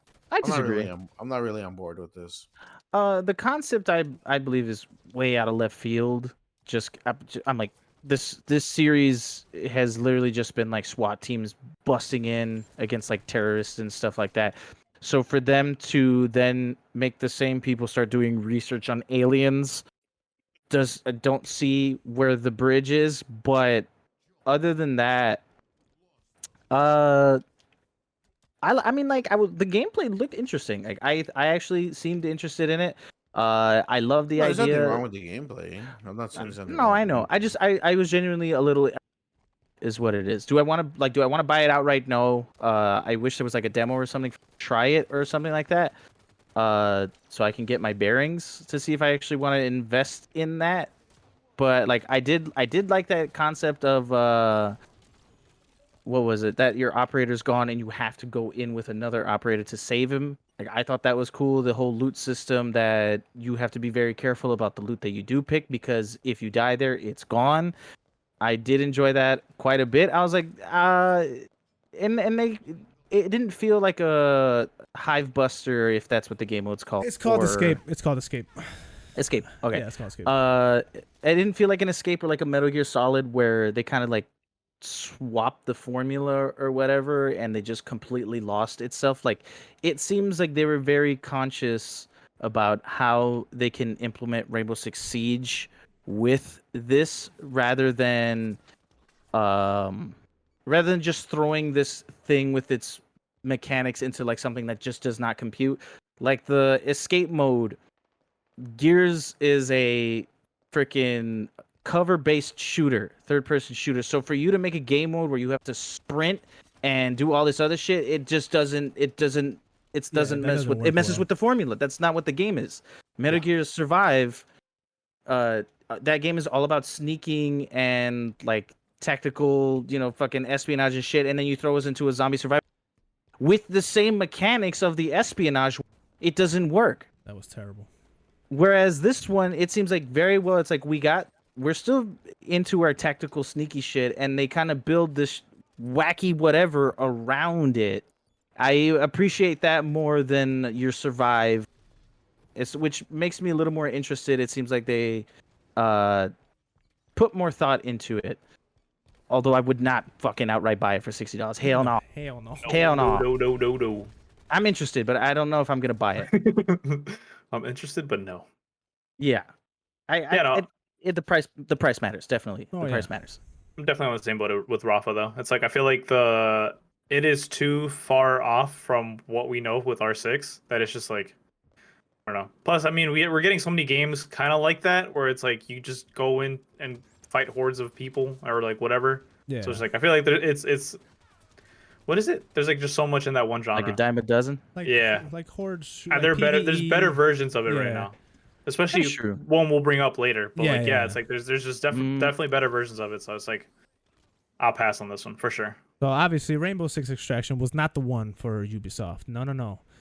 Obviously, the one for them was Avatar: Frontiers of Pandora. Hey, that's the game, baby. That ain't it. No, that wasn't it. That ain't it. No, that wasn't it. Oh no, my bad. That wasn't. Hold up, were y'all joking or were y'all serious? No, I was joking. When do I ever joke about Avatar? When do you talk about Avatar? So yeah, they announced an Avatar game. Cool. I was why? Avatar hasn't been relevant for like the better part of a decade, but sure. What do you mean? Movie 2, 3, 4 are coming out. Sure. James Cameron's like, we're making 6 more of these. Yeah, that man. Yeah, We're making 6 more. They are. I'm serious. They really are. They really are. Okay, so it wasn't that. Obviously, it was the Assassin's Creed Valhalla DLC. Hey, that's the one. Oh my god. I was a little interested. I'm not gonna front. Oh, look at you, John. But I'm not gonna go. Go back and play that. Okay, all jokes aside. The biggest thing at Ubisoft was the Werewolves Within movie trailer. Hey, you should look at that trailer. That trailer made me laugh. Bro, no. I joked saying that was the biggest thing, but I genuinely am excited for this movie because I laughed a lot in that trailer. And the homie Guillermo from What We Do in the Shadows is in there. So anything he's in, I love him. Oh, he is. Yeah, he's in there. I didn't even notice. I love him. But apparently that movie is based on why are they showing a game? What the fuck? But it's actually based on a 2016 multiplayer VR game that apparently nobody heard about. So and then Ubisoft made it. So I didn't hear about the game until this movie came out. So but the movie looks fun. It looks entertaining, and I mean I'm all for that. And is it made by the same people who made What We Do in the Shadows? No. Okay. No. But anything that Guillermo's in, I'm all for. I love him. He's cool. So no, okay, wait. So it wasn't Far Cry. Oh, right? It's that TV show from that Mac is in from Always Sunny. Oh, Mythic Quest. Hey, Mythic Quest. Hey. That was it, right? That was the number one. Yep. Yes, sir. Yes, sir. 100%. Okay, so it wasn't Mario Rabbids. It wasn't. Oh, there it is. It wasn't Mario Rabbids Sparks of Hope, right? No, it wasn't that. Oh my god. Mario, what? You just said Mario Rabies. Mario Rabies 2 got announced. I'm so excited. Actually got leaked right before the show came out. Yeah, it literally leaked right before. Bro, like maybe 20 minutes before E3 started. Like, it's like, hey, this game's coming out. No, but Mario Rabbids obviously is the biggest announcement here. The fact that Nintendo and Ubisoft are once again uniting to make a XCOM ripoff is quite great. You're gonna silence your words about Mario plus Rabbids. It is. That game is fantastic. No, Sparks of Hope. That is a fantastic game. I like the trailer. I played the first one for all of 17 minutes, and I'm not excited for it because it's not my cup of tea. But loser. Who's next? Hector, you got something to say? No, actually, I'm excited for this game. Oh, my man. Hold up. My man. I definitely didn't finish the game, the first one, but this definitely makes me want to come back and finish it. Like I actually call him loser.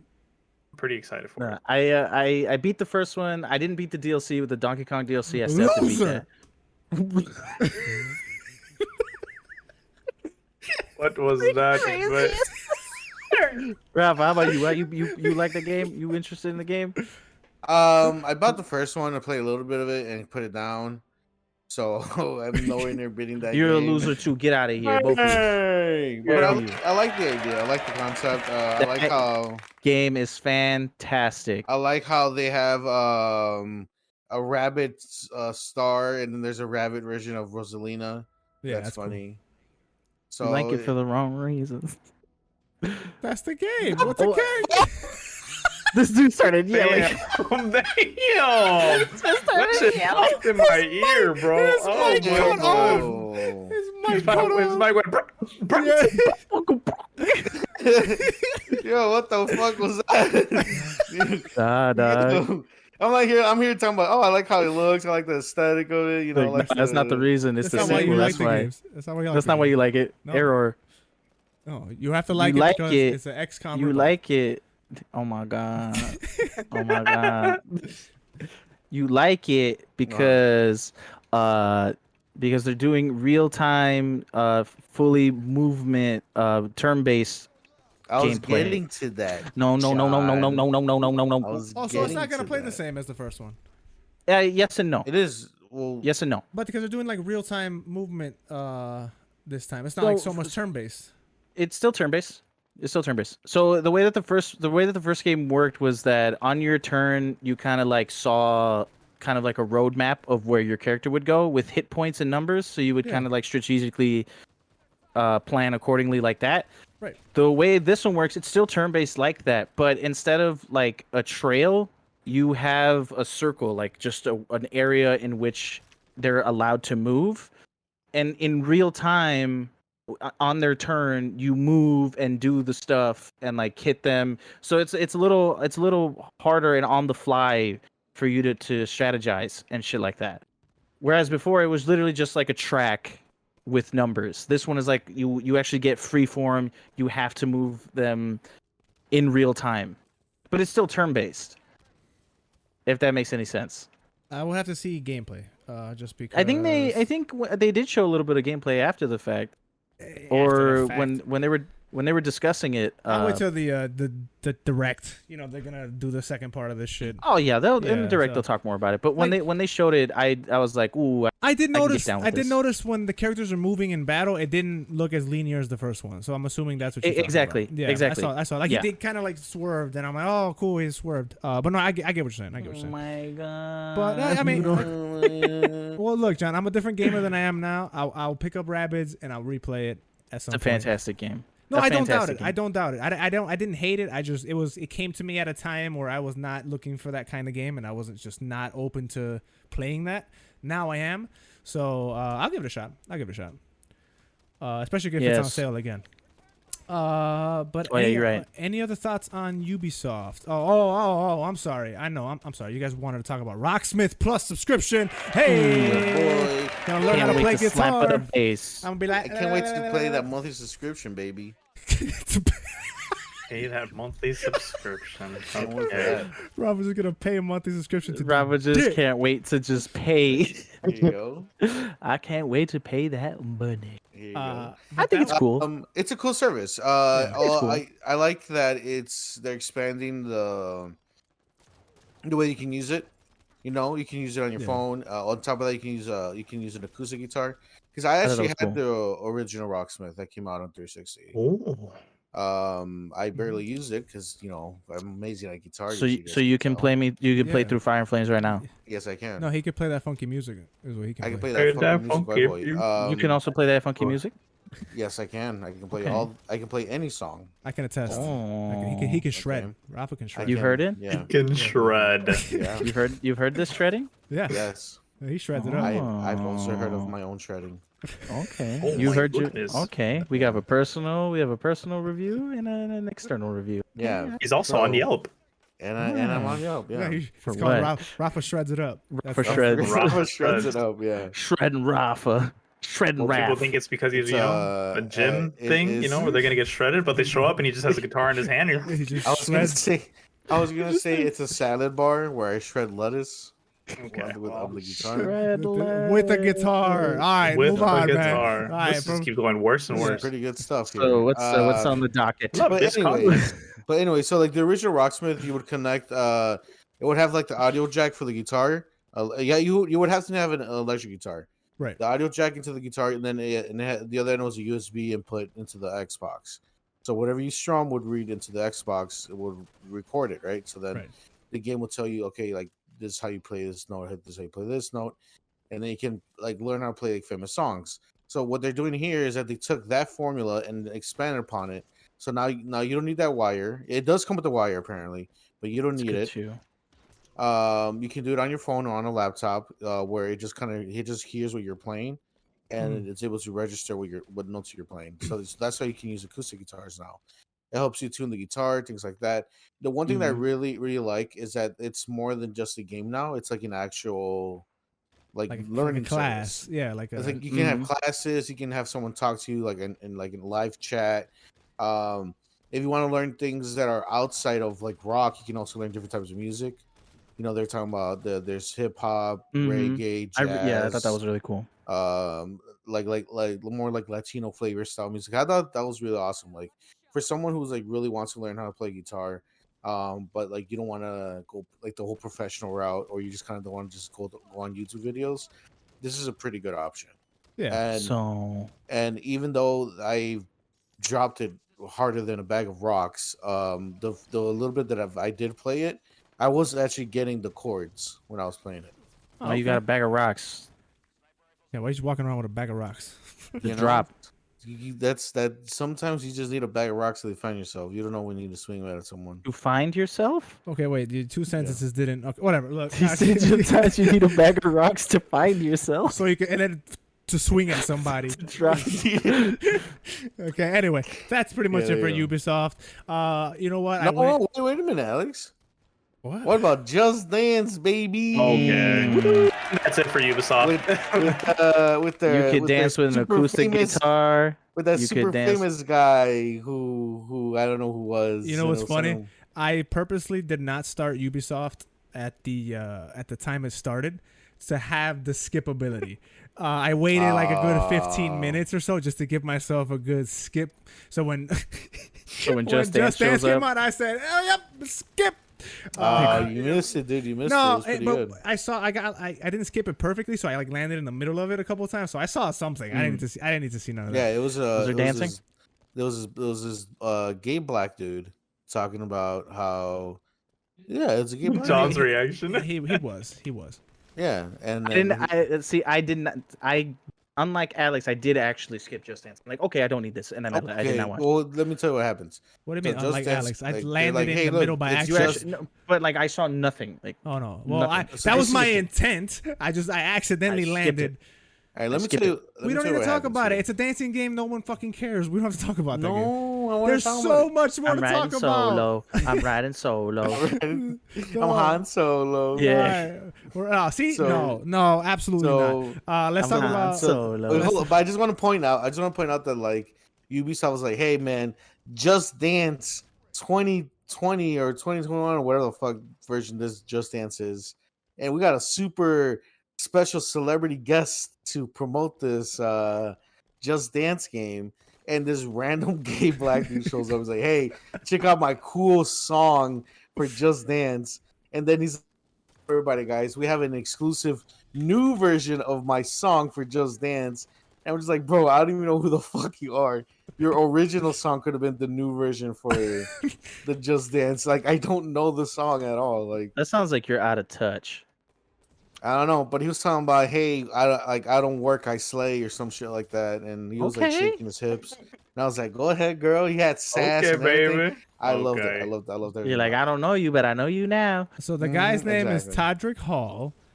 That and guy. Patrick Hall's pretty famous. Todrick. Oh, Podrick Hall? He said Patrick. His name's Podrick? Todrick Hall, and he's an American rapper. There you go. All right. He's American? Yeah, he's 36 years old. Hold on. I'm seeing. Podrick. He was on American Idol. See, that's why his name sounds familiar. You don't know. Yeah, you said his name was Patrick. Madcap, dog. Hell no. Yeah, dude. I knew. No, I get it. No, I get it. No, he real famous.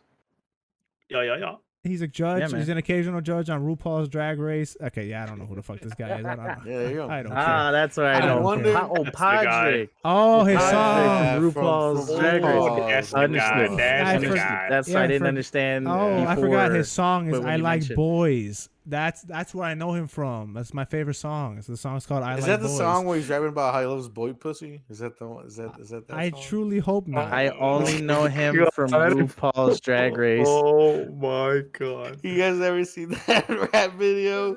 I don't think I've had the pleasure. I'm gonna read some of these lyrics. Mama, I like boys. I like pecs. I like them arms when they flex. Okay. Is that the new song? Or? No, this is I Like Boys. The he likes boys. Okay, continue. Yeah, I like that. Okay, keep going. That's all we got. What else? What else he like? Oh, okay. What else he like? Hey, look up the name of the guy who was singing about boy pussy. I'm not doing that. I like when they shake it. I like when okay, I'm over it. What's next? What's the docket? I like when they almost naked. Tell dad I'm so homo. I'm not kidding. Those are the lyrics. Yeah, baby. You I feel like, are wait, hold on. Like Lights off, doors shut, tall, dark, clean cut, thick with a bubble butt. Yup. Woo! Yep. Just Dance, baby. That's what y'all wanted. Yeah, baby. That's in the song. That's in the. I'm reading these lyrics word for word. It's a song he put out. But that's in Just Dance. That is not the Just Dance. No, that's not the Just Dance. Oh, no. I'm like, well, you probably want to censor some of that for Just Dance. Probably right. Yeah, switch it up a little bit. But anyway, hey, we're done. We're done with Ubisoft. That was it for Ubisoft. No more Ubisoft. I came in saying they did good. I changed my mind. Now Gearbox, really quick. Rafa, no. I found the song that I was talking about. It's not the same person, and the name of the song is "Throw That Boy Pussy." Yeah, that's about right. Yeah, all right, okay. So anyway, we're back to E3. Let's get back on the tracks. Right. Gearbox E3 2021. This is gonna be really quick because these guys didn't talk about jack fucking shit their entire conference. What are you talking about? Okay, so here, let's go through it. They teased the Borderlands movie at least 1,500 times throughout the entire event because it was homie, I forgot his name. Kevin Hart, baby. No, not him. Kevin Hart was there. Oh my God, Pitchfork. His name is Randy Pitchfork. He was at the set, and that was it.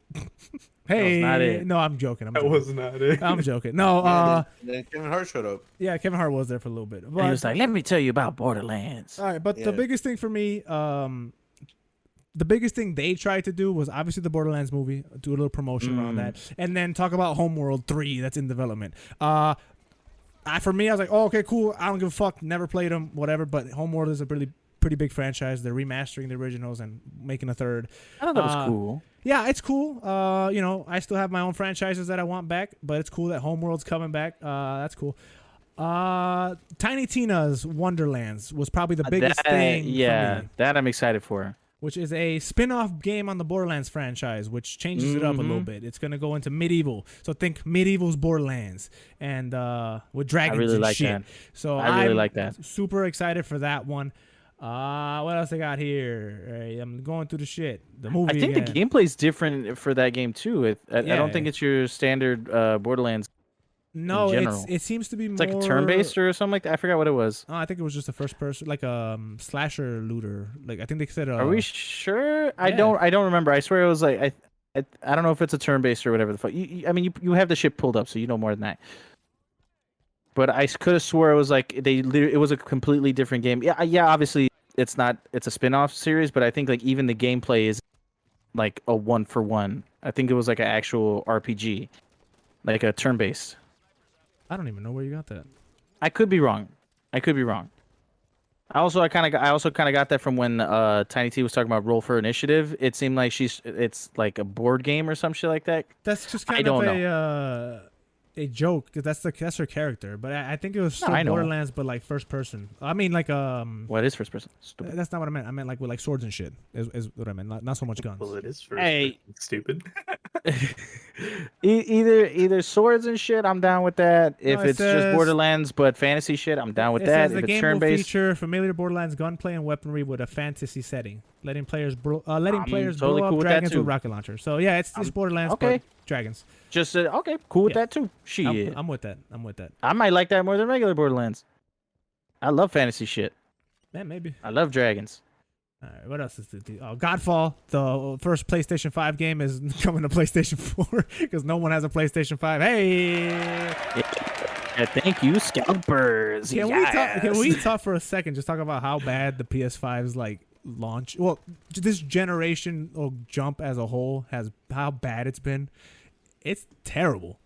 Absolutely. I don't know if I can completely fault them for that as well. Like, no. There's a lot of factors that go into why. Yeah, like scalpers and shit. But even then, it's like there's not enough. There hasn't been enough consoles coming out at all. I don't remember when we jumped from PlayStation 3 to 4 and 360 to 1. I think by the summer after the release, they were starting to become more available. I think I remember that. Like you don't have to wait that long for it, or at the very least by maybe like October.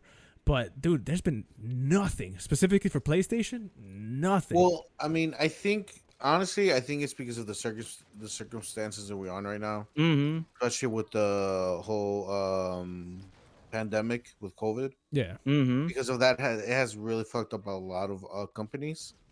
Yeah. I can point it out from what I know, from what I do for my job. A lot of companies have been shorthanded on a lot of product because of what COVID did. They really put things behind production. Certain materials are more hard to get.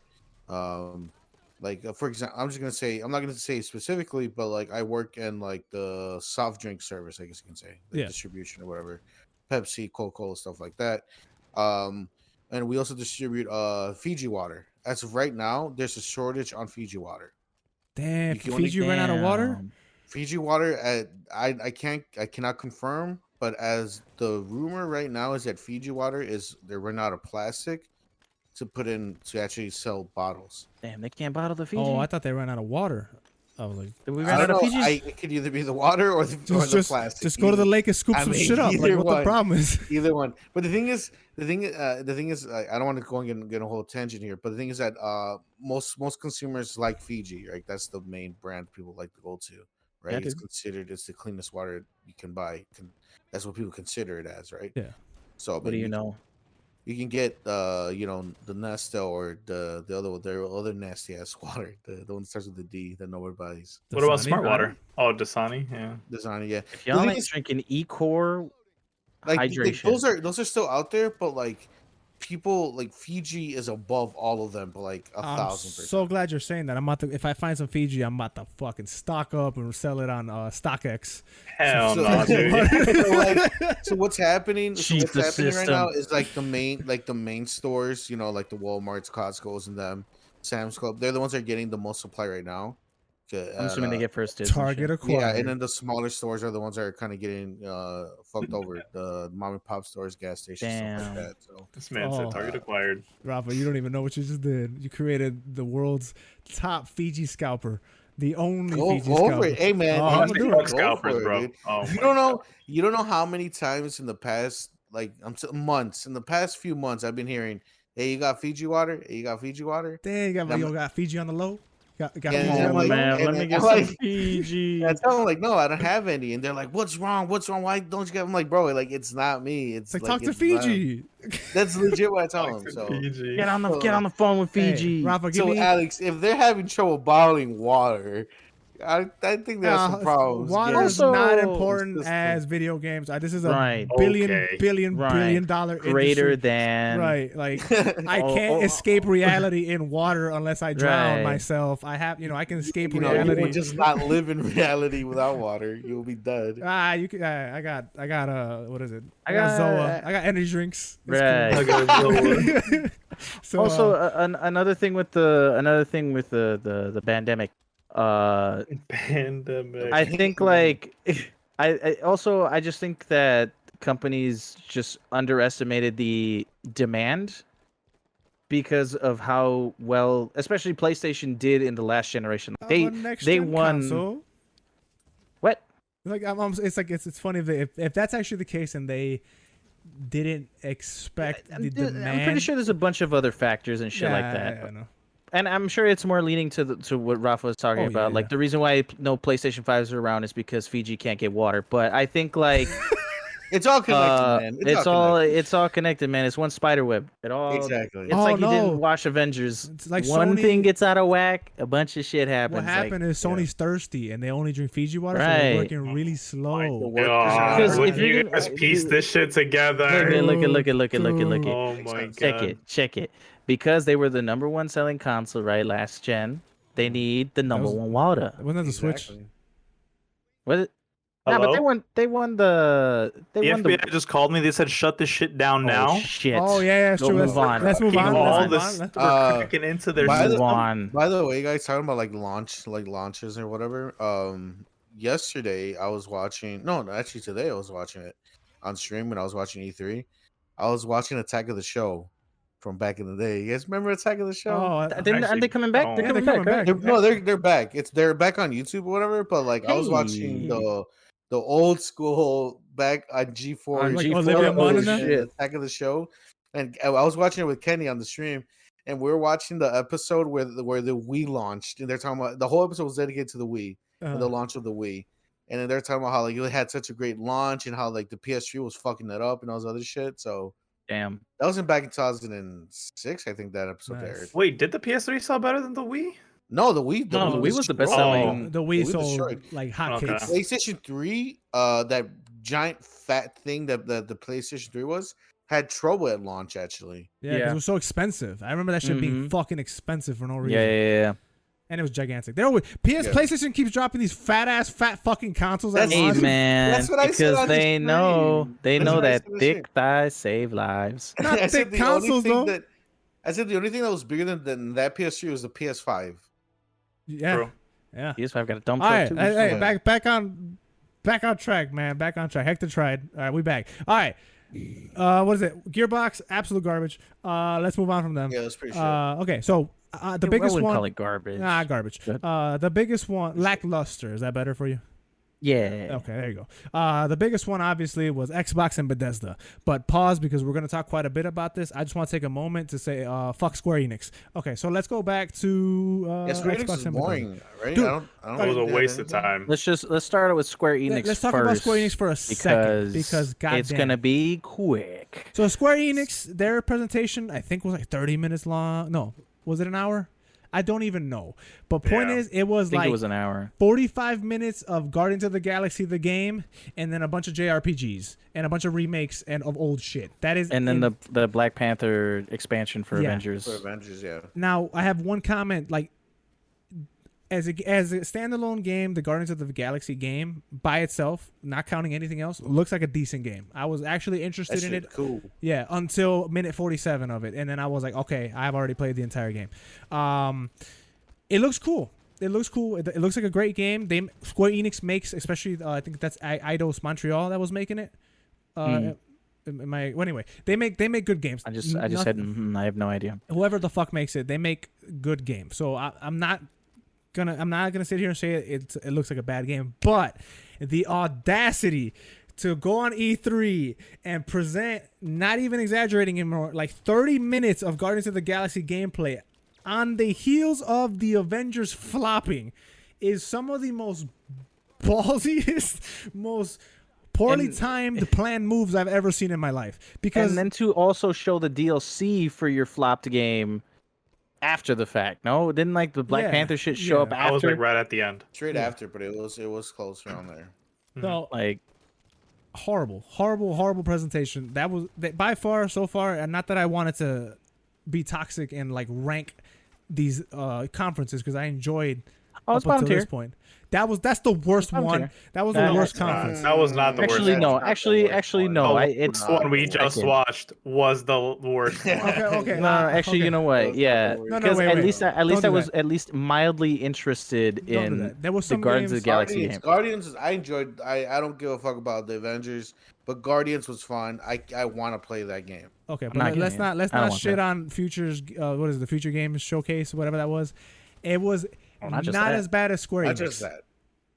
Nah, bro. No, Square Enix was really bad. No. Square Enix was really bad. The thing is, that was the worst Square one. Enix was bad, right? But it had one game that was interesting, and the rest was just DLC to everything. Yeah. But then Future Game was just a bunch of bullshit, and then with a few scattered gems here and there. There was some heat. I'm gonna okay. So, Square Enix literally was putting me to sleep. I was streaming that, just giving my reactions. I was literally falling asleep on stream. I could not stay awake. I had to turn off the stream. Yeah. I couldn't. It was boring. It literally. I want to say something, but I'm not gonna do it. Don't do that. Say it. No. Hey, on topic. We're on topic. All right, but that drained me. I was like, fuck this. This is boring as fuck. The future games or whatever. I said in the chat, and I'm saying it here again. It is the Walmart dollar movie bin. Mm-hmm. And that's what we were digging through that shit. And it was a bunch of bullshit. And every once in a while, you'll find yourself like a Die Hard, or some real good, really good. And you're like, oh shit, what's movie. this? Exactly. And then but you have to dig through like Big Mama's House 3. And don't you disrespect Big Mama House 3. And Percy Jackson's Percy Jackson and all that other dumb shit. The Maze Runner. Jackson, Percy Jackson's a good movie. No one likes all that. that bullshit. That's literally what the Future Games presentation was. Yeah. No, I agree. I 100% agree. I still don't think they were worse than Square Enix. Because I do. I fell asleep. Here's why. That was a bunch of different developers and a bunch of different things coming out. This was Square Enix. It's like one of the bigger developers, and they came in with some bullshit. That's why. Yeah. I don't. If it was they were both. None of them were good. This is like me. Which shit had more corn in it? Actually, that's you're what I'm right. doing now. Also, if I'm ranking by based off presentation alone, the number of games that I was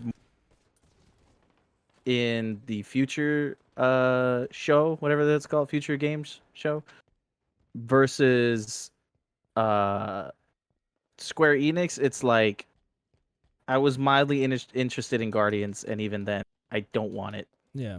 I don't care. I don't want it. I'm like, it looks like the Avengers game, and I feel like I'm not gonna get hurt. You're not gonna what? I'm not gonna get hurt again. You're not gonna do it. Yeah. Nope. You're not gonna do it. Can we talk about the most cringiest one? Oh, the cringe, man. Ubisoft dodged a bullet. They knew. Yo. They saw what PC PC game show or whatever the fuck they were called this year. Oh my, this is for you. Oh my God. Yo. So if you didn't see it, good on you. It was 90 minutes. Now, I'm not saying that the whole entire 90 minutes was horse ass. Just the intro and outro sequences, because they decided to put a skit around it for God knows why. They put a story around it. There was some in between too, where they would cut to some of them talking. Yeah. So it was based on Mech Warrior 5, which is a game that's been out for a bit now. But they sponsored that segment, so for whatever reason, they decided, hey, let's put a skit around it where one of our persons is in the cockpit of a mech and the other two are in space, and what the fuck? To talk about PC games, sure. Not the raffle thing for the PC was cool. Yeah, and that was Those cool. PC look like shit though. I wouldn't. That was a PC. That was a computer. Yes, everybody Rafa. was voting for that whole design ass was- PC. That design was ugly. Which is what I was saying. Those look votes are dog PCs, ass. So I'll put a blanket over that motherfucker. That shit's ugly. No, I would start take a out the fire. parts and Overheat just it, put them I into a wouldn't. whole new system, You're dude. gonna overheat that shit. Yeah. Y'all crazy as hell. yeah, Yeah, but fuck anyway, so they decided to base it was cringe. It was horrible cringe. And I didn't like that at all. Yeah, it set gaming back at least 15 years. Oh, shit. So like esport events just got canceled, and we have to start at the beginning. We're back at Counter Strike. Right. We have to work our way back up through Ninja and through League of Legends. So we'll be there. This was worse than Ninja dancing at Flossing New Year's in the Eve. Yeah, this is. I don't see any movement. That one kind of hurts, man. Wait. Also, real quick complete side note. Did any of you guys see the YouTubers versus TikTok boxing? Yeah, Bryce Hall got rocked. First off, Bryce Hall got rocked. I saw the Twitter. Bryce Hall got rocked nasty style. Also, he's a TikToker. Oh, he's a TikToker. I don't know any of them. Yeah. But I saw this little boy Ace get hit. Family, And I baby. thought it was funny. But the reason I mentioned it is because apparently like DJ Khaled was there, and he was yelling for people to like raise their hands or something like that, and nobody anything. Like DJ Khaled was just yelling. Say that again. Like DJ Khaled was there, and he was trying to get the crowd hyped or some shit like that, and nobody was responding. I don't know if that's real or not. Hector, did you watch the whole thing? Like I saw it on Twitter. I watched a majority of it. Yeah, I got to that part and I was actually legitimately laughing. Oh no! They didn't start cheering. It was really cringe. Like DJ Khaled would say, "Everybody, put your hands up," and trying to hype everybody up, and then they pan to the crowd and they're just dead face. They're just standing there, or like people talking to each other, and it was the funniest thing. It's like, yeah. But why would you really get DJ Khaled? Like that's not the demographic there. Even I know that. Yeah, and then it wasn't until like he cheer for yourselves or some shit like that they started cheering. I was like, all right, you got one. Like you got one. It's like, yeah, let's cheer for themselves. Anyway, but let's get off that. That's not what we're I was just thinking about that because of Ninja. But Twitter absolutely roasted Bryce Hall. Like what's his name? Bryce Hall, whatever the fuck his name is. Bryce Hall, yeah. Because he was like, roasted him. Oh, I've won 40 fights. Yeah. He got rocked in the head. Yo, he got his ass beat. Boy. But what were we talking about? We were on the PC. You're saying PC sent us back. 15 years. Yeah, right. Yeah, fuck them. No, so those conferences, the Future Games Show conference and the PC one, they had some majority of both of those for me personally were misses. I didn't really particularly care about most of them. It was a lot of 8-bit style games, a lot of PvE zombie games, a lot of XCOM style real-time turn-based. Yeah, and oh my god, Chernobyl Chernobyl was the star of E3 because there's like 95 games based on Chernobyl. So there's that. For real. But there was some good stuff in there too. Some games I'm actually looking forward to. I said it in the chat, but it was like New Blood, that developer. Their whole list of games look cool as hell. They had a little montage like right in them. I was like, yo, this presentation sucks, and then this popped up, and I was like, New Blood. I'm like, oh, what's this? And all of their games seem to be like throwbacks to like old school gaming. So they had like arena shooters, like Atari style maze games. Like it was a bunch of retro shit. And I was like, yo, I'm with that. This presentation just got bumped up a couple of notches because I really love that. There was one game, I don't remember what it was called, like Falling Ace or like Rolling Ace. Yeah, you said it in the chat. I said it in the chat. It was something Aces. But that's the one that got my attention. Man. I was like, yo. When I saw that, I was like, yo, that is such a style of like 3D, kind of like OG Doom and Duke Nukem and stuff like that with that kind of art style. There's a roguelike first-person shooter space game that kind of has that same style. I forget what it's called. It has the same style, but this one seems to be more action packed than that one because that game didn't really that space one didn't really I couldn't really gravitate towards it. It wasn't that great. Yeah. But this one looks action packed. Like it reminds me a lot of what is the mod for Doom? Fallen Aces is what the Fallen Aces. Fallen Aces. That looks super cool. It reminds me a lot of what the hell is it called? Brutal Doom. Brutal Doom, yeah. Yeah, like, I liked it. I liked it a lot. Scroll up through a whole bunch of complaining because we were chatting. We were in the chat to each other. Yo, I had to scroll so much. All the we complained quite a bit. Yeah, we complained a lot. Yeah, those presentations were pretty boring. But let's get into the shits, the real one, the big one, the Xbox Bethesda conference. Before we get up out of here. Full bias, baby. No, 1000% full bias on here. Hell yeah. For me, I know you don't Hector's even gotta ask me what my allegiance. I know Hector's a PC boy over there. A little. Actually, no. After that PC presentation, I am fully on board with console. Hello, I'm glad to be back. Hey, welcome back. You gotta get a hat. You about to see him next week with a hat. With an Xbox hat. No, let's talk about it. So, Xbox presentation. So far, by far, the best presentation of E3. Granted, the bar wasn't like really high to begin with, but they jumped way the fuck over it. So let's talk big games. Starfield release date announced. Hey. Before we keep going. Don't care. Shut up, Rafa. Shut up, Rafa, you stupid idiot. Well, no, before we go into it, I gotta say, I'm getting really tired of cinematic trailers that don't show me shit about games. That's also what Twitter's saying. Really tired of that. Apparently that was in engine though. Oh, I wasn't talking specifically Starfield. Oh, okay. Yeah, I was talking about Starfield because that one was in engine, which it looked pretty as fuck. It looked cool. But I'm saying like I don't remember the game or even what conference it was, which makes it sound like I'm lying, but I'm not. There was a couple of games where like, oh, world premiere, and they just showed like some quote unquote story little thing that happens, but it doesn't show you any gameplay. It just gives you like a general gist of the world that it's about. No Man's Sky did that. Yeah, see some shit like that. Like, I'm tired of that because I don't know what the fuck the game is, so I don't know whether to be hype or not. But anyway, Starfield got announced. That's a really big thing because it's an exclusive for Xbox. Hey. Yeah, that I was really surprised about.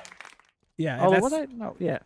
That's a big deal because that's the first. I think they said like the first original story that Bethesda's done in like 20 years. So it's not a Fallout. It's not an Elder Scrolls. It's not a whatever else they do. Did you peep that it falls under I think the anniversary, like on the same day that Skyrim dropped? 11/11. Skyrim dropped 11/11/11. Yeah. This game's dropping 11/11/22. It should have dropped 22/22/22, but they're stupid. 22/22. I was like, ooh, y'all. That's a number. Not just that. I'm like, oh, y'all really confident about this? Put it on anniversary of the anniversary of Skyrim. I'm like, y'all are pretty. Skyrim. I'm assuming you said y'all really confident about this. Yeah. Did it kind of lag? I saw them thinking. I'm like, I'm like, y'all, that's pretty ballsy for you to put that on Skyrim's anniversary.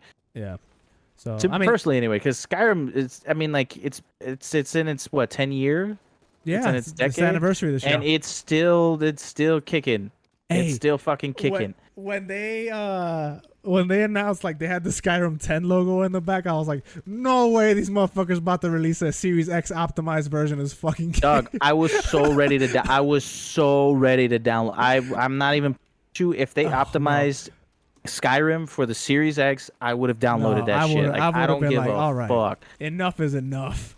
Enough is enough. It's been 10 years. We put it over to Switch. They put it on PC. They put it on everything. I'm good, man. Yeah, when if that was optimized for Series X, I'm like, you can stop now. No, one of my favorite games, but that game's done. I'm tired. No more. Nah, fam. But no, we have a lot to get to.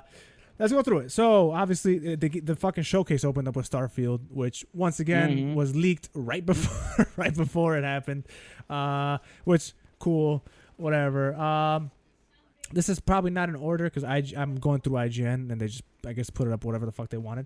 But Halo Infinite. Let's talk about Halo Infinite because that we just going right into it. There's a lot of that's not the order they have it. It literally goes Starfield, Halo Infinite. That's not the order that it came in on the showcase. But that's you. So Halo Infinite, we finally got more details. The last time we saw Halo Infinite, last couple of times people talked about Halo Infinite was not good news at all. People are leaving. The studio's in turmoil. The graphics suck. This game, that thing looks like a monkey from 360 or whatever. They showed gameplay trailers, so big things coming out of this. Multiplayer for Halo Infinite is going to be free to play. That is huge. That was big news. That was cool, man. Yeah, I was surprised of that. That's great. Yeah, and I love that. It's cross-platform. I think this is the thing that they're doing. So it's cross-platform. Yeah, PC and PC and Xbox, and no matter where you play it, it's free to play. Huge. Leads me to question where they're gonna make the money from. So I'm assuming battle passes. I'm assuming some sort of currency, cosmetics, everything. Cosmetics, and I'm totally fine with that. Like that kind of thing. If you're gonna make the player free, that's totally fine. And I mean, the campaign's in Game Pass, so like, yeah. Also, a side note: Game Pass is the best deal ever, hands down. It doesn't matter. Game Pass is the best deal of all time. It doesn't matter what Sony's doing. Doesn't matter what Game Pass is killing it. Out here. So here's destroying it. So the Xbox conference had 30 games shown. 27 of those games shown are on Game Pass on day one. Day one. That is absolutely beautiful because the games that got announced here are not some small ass little shitty games. You got some bangers. But Halo Infinite. I am not going to lie. I hope I don't get hurt, but I'm back on the bandwagon 1000%. The hype train is here. The multiplayer reveal for me was like, yo, this is Halo. Like, it feels like Halo is back just based off that gameplay with new stuff like the grappling hook and shit like that. Just from what they showed, I was like, yo, this feels more like I'm getting back into that Halo 3 mentality. I'm like, yo, we're taking it back. That's what I said. Hey, look at us thinking. I didn't finish the sentence. I was excited, man. I was excited when I saw it. It took me back to Halo 3, and I was like, yo, it looks like they weren't, they weren't talking shit. They mean it that when they say they're going to take this back to the good old days. I'm all for it. I am 100% on board. I am now looking forward to Halo Infinite. They didn't give a date. They just said holiday 2021. This year. So I'm assuming November, if not early December. My birthday. I would say November because I don't think they're going to compete with Call of Duty in October. No, absolutely not. Or y'all can get it for my Battlefield. birthday. Or Battlefield. We'll talk about Battlefield in a little bit. Also, that was also in the Xbox thing, which I was surprised about. We'll talk about that. But yeah, Halo. It looks like Halo's back. I'm all for it. All on the bandwagon. It looks beautiful too. It's so great. Yo, it looked great. Like it also has ray tracing, right? But like the way the shine hit the armor, I was like, oh wee boy, shit, that shit looked nice. Also, you could tell that they're kicking it old school. Like they said, hey, remember what we did before with the campaign? Forget all that, because literally in a cutscene that they showed in E3, they said, what happened to Cortana? Oh, she's dead. Like, oh, we killed her. I don't even remember what happened at the end of 5. She leaves. No, but she becomes like the ruler, and she takes the Prometheans. In that same cutscene, John, though, they say that she might not be dead because that Cortana clone or whatever, that girl, other robot AI, says that, wait a second, I was supposed to be deleted when that was completed. Right. And then Master Chief's like, oh yeah, you're not deleted. Get in my head, baby. And then they go after Cortana. Get inside me. Yeah, come inside my head, baby. And then they go get Cortana. That's what it was. Do you have the? Did you peep? Oh yeah. Did you peep that? Master Chief had like a dude AI in there, and he ixnayed that. No, that dude was so the pilot. Fast. That was the pilot. That was the pilot. Oh man, I thought it was the pilot talking about. That was his intercom. He was talking to the pilot. Oh, I saw the thing. I was like, oh shit, they got a dude in there. He said, no, get the fuck out of here, bro. He said, I want the blue girl. He said, miss me with this shit. Honestly, the thing that most excited me was definitely the multiplayer. I mean, I don't know if you guys noticed, but obviously the grappling hook, and it wasn't even just the grappling hook. He had like a recon dart, what is his name? The dude from Hanzo. Yeah, Hanzo recon dart, and from Overwatch. Yeah. Like he just threw it into the thing and then bounced the grenade off the wall, and he perfectly did that. Like they're adding so much new shit to Halo Infinite, but at the same time keeping it still that funky, good shit that we know from Halo 3. And the fact that he caught a gun in one of the cutscenes with the grappling hook, equipped it and shot. I was like, bro, that is nutty, bro. That felt very much like an advancement of Halo. Like I remember one of the clips of someone just throwing a frag grenade to bounce a fucking sniper off the wall to fucking grab it. I'm like, to be able to do shit like that, that's some Halo shit. That is some Halo shit. It feels like a proper advancement. Yeah. And I never left the train. I never left. I was always here. Was I worried? Was I worried? You bet your ass. Am I still a little worried? A little bit.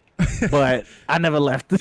I think regardless, it brought up the hype for everybody, every Halo fan, but 100%, it's still a fact that if they don't land this, Halo is officially dead. Yeah. So it's just they need to stick the landing and hard. Although this did maneuver them into a position that is way better than where we were before. Oh yeah. I feel like there's way more hype for Halo than just the average Halo fan who What really helped them a lot was making multiplayer for free. Also that. I wholeheartedly agree. Because going in, I didn't give a single fuck about Halo. I didn't care. I was like, whatever, dude. It's Infinite. If it flops, it flops. I really don't give a shit. But now that it's gonna be free, I'm gonna play. You sound like a cheapskate. Don't you have Game Pass? You also have Game Pass. I do have Game Pass. Then what the fuck are you talking? It was no skin off your ass. You pay for Game Pass anyway. Hey, Buddhist man.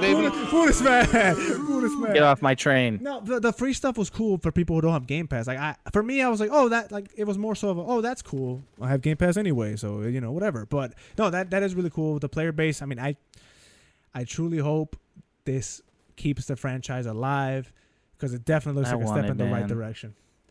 And I'm hyped. I'm hyped for it. I'm hyped as hell, man. But let's move on from here.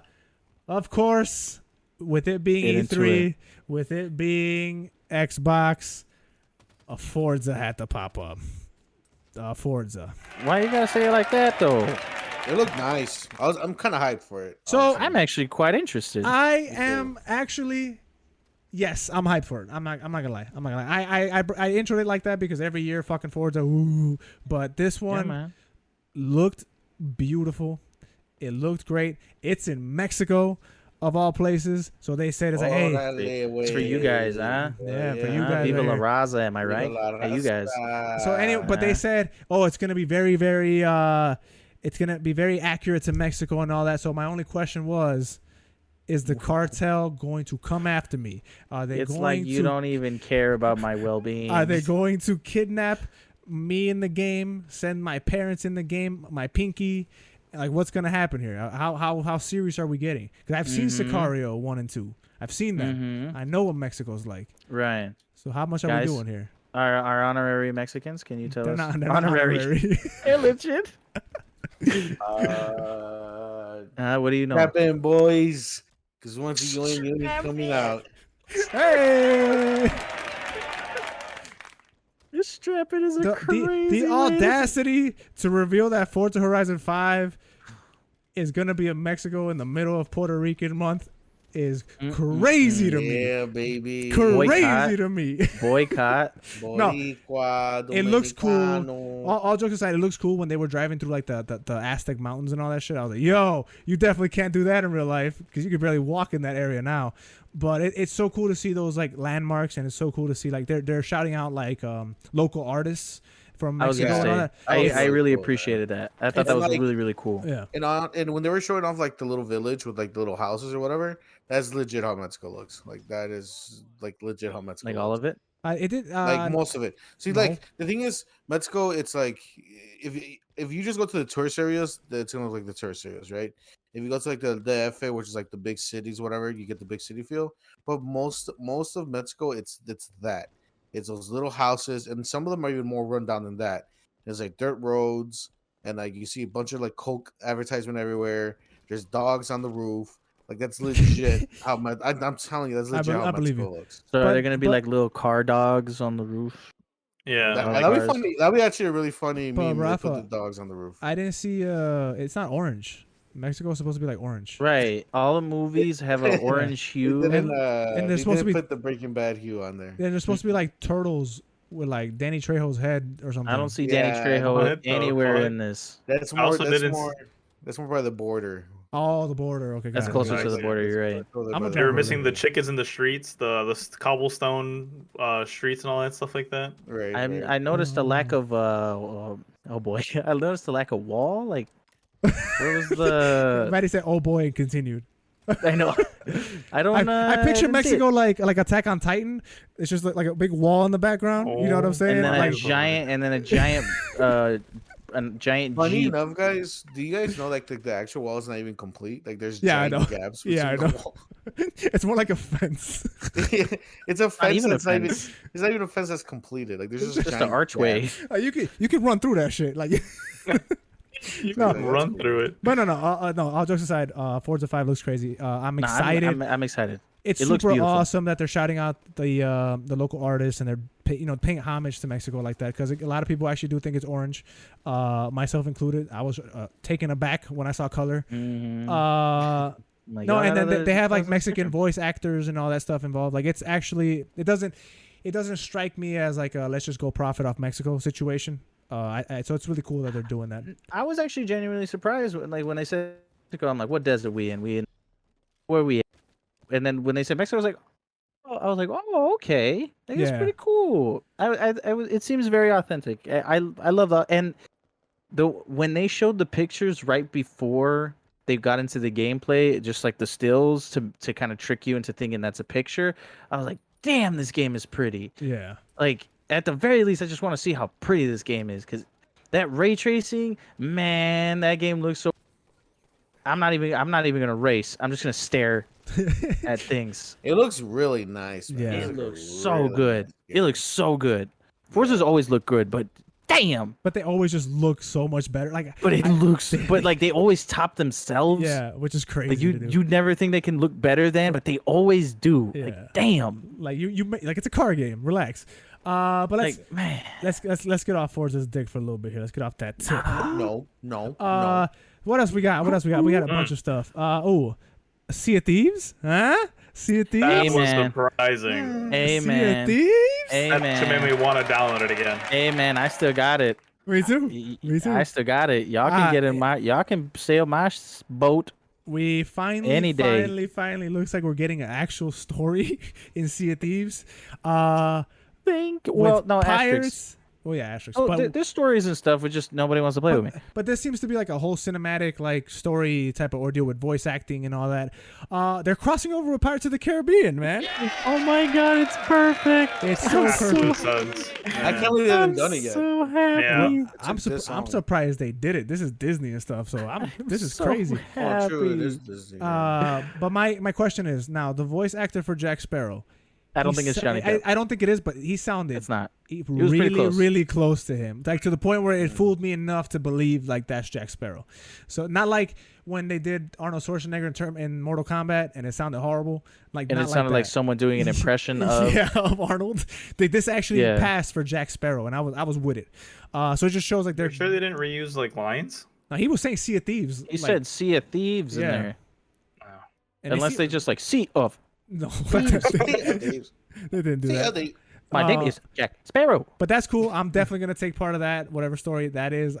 Perfect crossover. Davy Jones is in it. You get to fight against him and all that. I was hyped when they showed Jack Sparrow, right? When he did the dog bone thing, I'm like, no, they're not. Yeah. And I sat up and I was like, no, because Pirates of the Caribbean is one of my favorite franchises of all time. Yeah. Like of all time.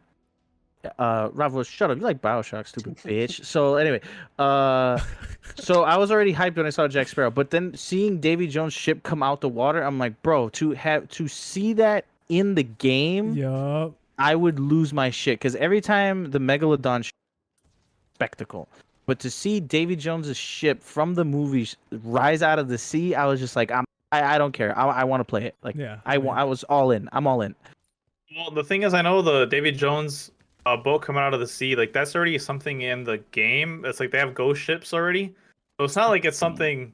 I mean, it basically is. It's just like it's essentially just a boat coming out of nowhere, like spawning out of nowhere and just fighting them. Well, you say that. Well, also, no, I'm sure they're gonna add new stuff to it. I know they're gonna add new stuff to it. No, well, it's not, because like I've played the game. I play it. You don't sit down. So I'm telling you that when the ghost ships show, I love being here. I'm joking. Right. I'm like, why are you so attacked? No, the NPC ships, they do just pop up on the map, but they don't like rise up out of. They're just like random ships that just like ran around. So like you really never know. You can kind of tell based on their aesthetic, but if they like more, it's not the same. It's not exactly the same. Yeah, I can see what you're saying, because it's like technically there's other ghost ships and shit like that, but they don't do the whole animation show up. Your mic just did not say half that sentence. None of that. I just said like the ships just show up. They don't really do anything crazy like the Megalodon or the Kraken or shit like that. The only reason. Go ahead. No, go ahead. That was it. Oh, but I say the only thing I've seen from like TikTok is like this guy put up a TikTok where like all the big three things spawned at like back to back. So like a kraken spawned, and then out of nowhere the Megalodon was also attacking, and then a ghost ship popped up. So like all the three things that like randomly up here just happened at once, and I was like, "Yo, Sea of Thieves is kind of lit. Like that looks cool." That dude was having a bad day. every time I've played, a Megalodon has showed up like at least once. I will never forget the time the Megalodon popped up on me and Rafa. The amount of screaming that we did was amazing. It was so fun. I think I was playing with you guys, you but weren't like on the Megalodon, boat, though. because like the Megalodon crashed into the ship and he just threw me off the ship. Yeah, so me and Rafa had to deal with it. But that was fun. That's a really fun addition to see at theaters. I'm excited for that. Yakuza, yeah, I'm hyped. Yakuza Like a Dragon is available on Game Pass. Oh, that is a crazy announcement. Like that is a crazy Yakuza Like a Dragon is apparently like the best in the series. Like it's the best. It looks so much fun. Man. And Erick, and shout out to Erick who constantly praises that game. Yeah, he does. He says it's one of his favorite games. He recommended it, like he wanted me to get it. I'm like, I just don't want to spend the money on it. He tweeted at me saying I'm like, I downloaded it. I have it downloaded. I can't wait to play it. I also have it downloaded. Erick tweeted at me saying like, I have no excuse now. I have to play it because it's in the Game Pass. Yep. So I'm all for it. Like I'm all for it. I think that's a great addition because I mean like we have all of them. Yeah. We have all of them now. The mainline Yakuza games. Yeah. So I mean like that was insane. That was insane to hear that we get like a dragon as well. Yeah. Man, you're gonna hear it next week. I'm gonna say I played it. I'm gonna play. Just gonna get that out the way. Yeah. Just gonna get the way that now. Erick's been preaching that game forever, so of course I gotta check it out. Yeah. But for like this right now, it was the biggest game for me. I was looking forward to it the most. They announced it. The gameplay trailer came out. No, what is it? The cinematic trailer dropped a bit ago. We talked about it, not on the podcast, right? We're talking about Battlefield. We talked about it last week. Did we? Yeah, we said that the trailer said that we would get news like June 11th or something. Anyway, Battlefield 2042 gameplay came out. My goodness, this unfortunately is one of the games we did talk about it because we were saying if it was going to be on Game Pass or not. It is not on Game Pass. This is one of the ones that is not. Unfortunate, but whatever. I'm gonna pay for it. The game, whatever the expensive amount is. I want the highest edition of this fucking game. Yeah. So when we were doing our predictions for what this Battlefield is gonna be, we were all wrong. It's not modern. It's future. It focuses more on environmental war. That's not the right term for it, but it's like the future, the global warming and like the weather's gone crazy, and now we're warring over that, I guess. It looks crazy, man. The dynamic weather effects in the game, like they keep showing this fucking tornado. I don't think I'm ever gonna get tired of that tornado. The sandstorms, like, dude, it is Battlefield turned up. Yeah. Seeing that tornado just start yanking things off the map, dude, and like I was like, I want to play this game forever, always, all the time. I'm like and like seeing like the helicopter crash into another one because of the storm, and like having to get to higher ground, that becoming a whole different fight.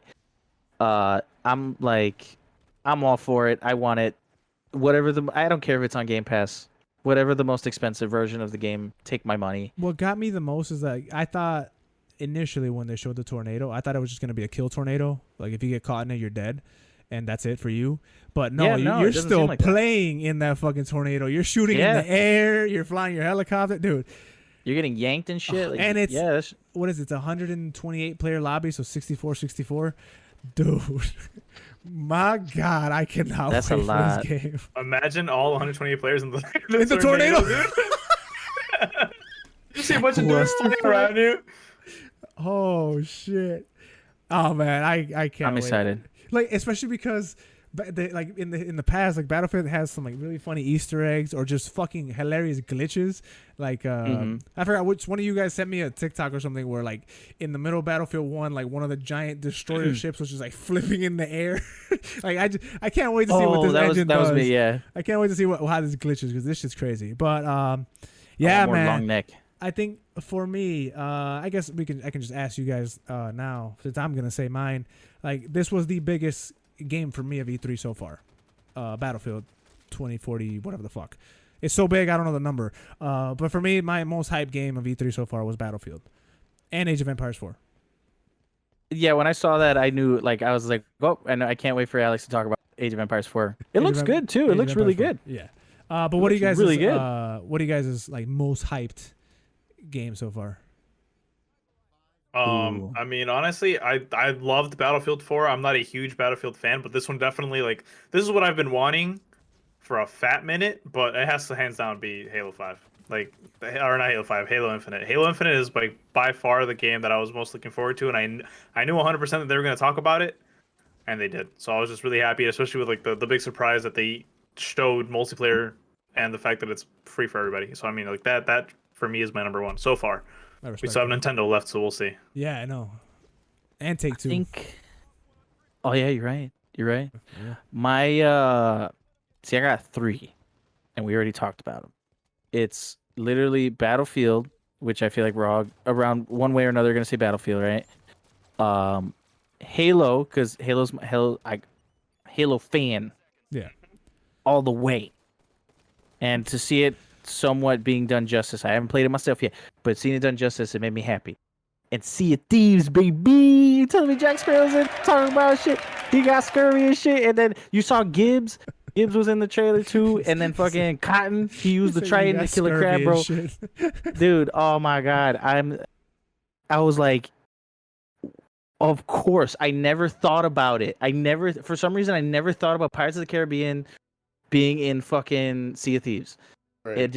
I never thought about it. And you know what I think? And this is like a side topic for a brief moment. I think it's because all these other they're allowing guest characters, like these movie guest characters. Like we got Rambo, fucking John McClane. Yeah. Dead by Daylight is like the horror smash, and even Flight Simulator. Yeah, they're doing Top Gun, which also fucking amazing idea. And I just think like because this kind of like just this intertwined world of like movies, TV shows, and gaming, it was like the perfect thing for Sea of Thieves to do it. Like I love where we're at now with games and shit. Like this is great. Jack Sparrow's and fucking Sea of Thieves. That's my number one. Fuck it. It's Sea of Thieves. It's Sea of Thieves. Rafa, give it to him. Nice. For me, I have 2 games picked out. It is Among Us. Loser. 15 person lobbies with 3 imposters. I love that they increase the number of friends that you don't have to play a full lobby. It's gonna be a fun. I can play with a full lobby. I don't know about you guys. Yikes!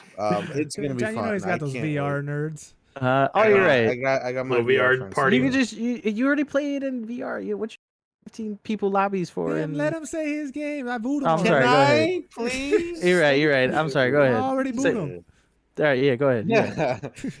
And my I don't want to see Battlefield. I don't want to see the ones everybody else said. So the one that I'm really looking forward to, the one I really enjoyed watching, was Party Animals. Yes. That looks like yes, that is also up there for me. So much fun. It is. It looks like just like Gang Beasts, but like it looks like they added more things to it. Like there's weapons and there's bombs. It feels refined too. Like it feels tight. Yeah. Right. It looks a lot better. And also it's.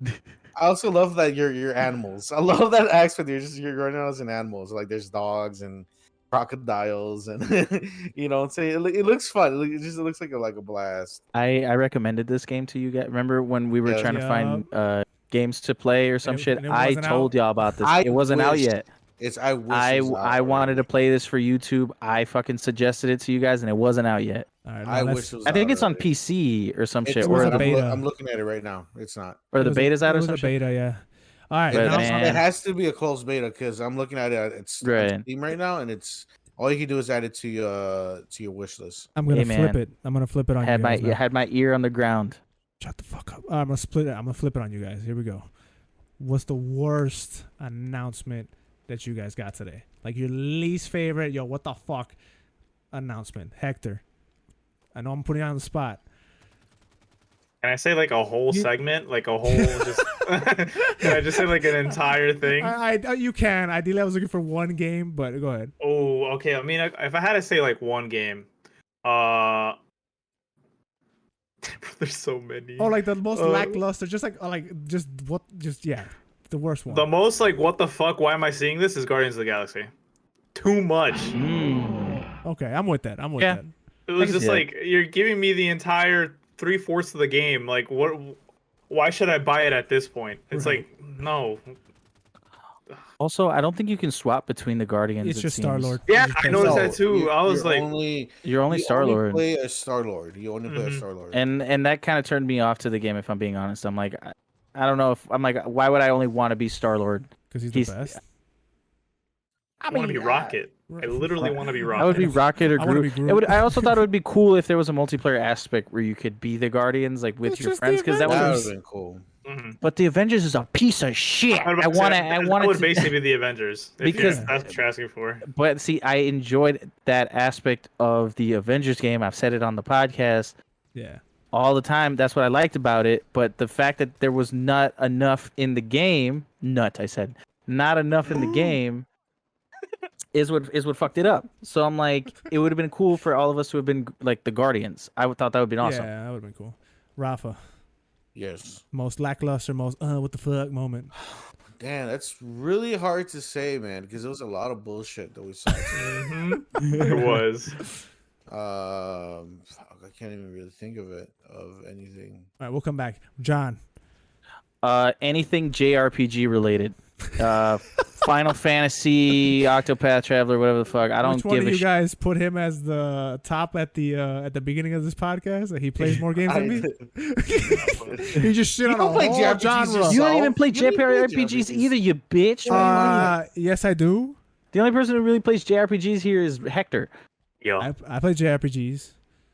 Yeah, no, you don't. Yeah, I do. You can play Pokemon. Yeah, Pokemon, bitch. Yeah, you stupid bitch. What? Shut up. And you don't even finish them either, you bitch. Shut up. Yeah, because they're boring. And what? No, there you go. Oh my god.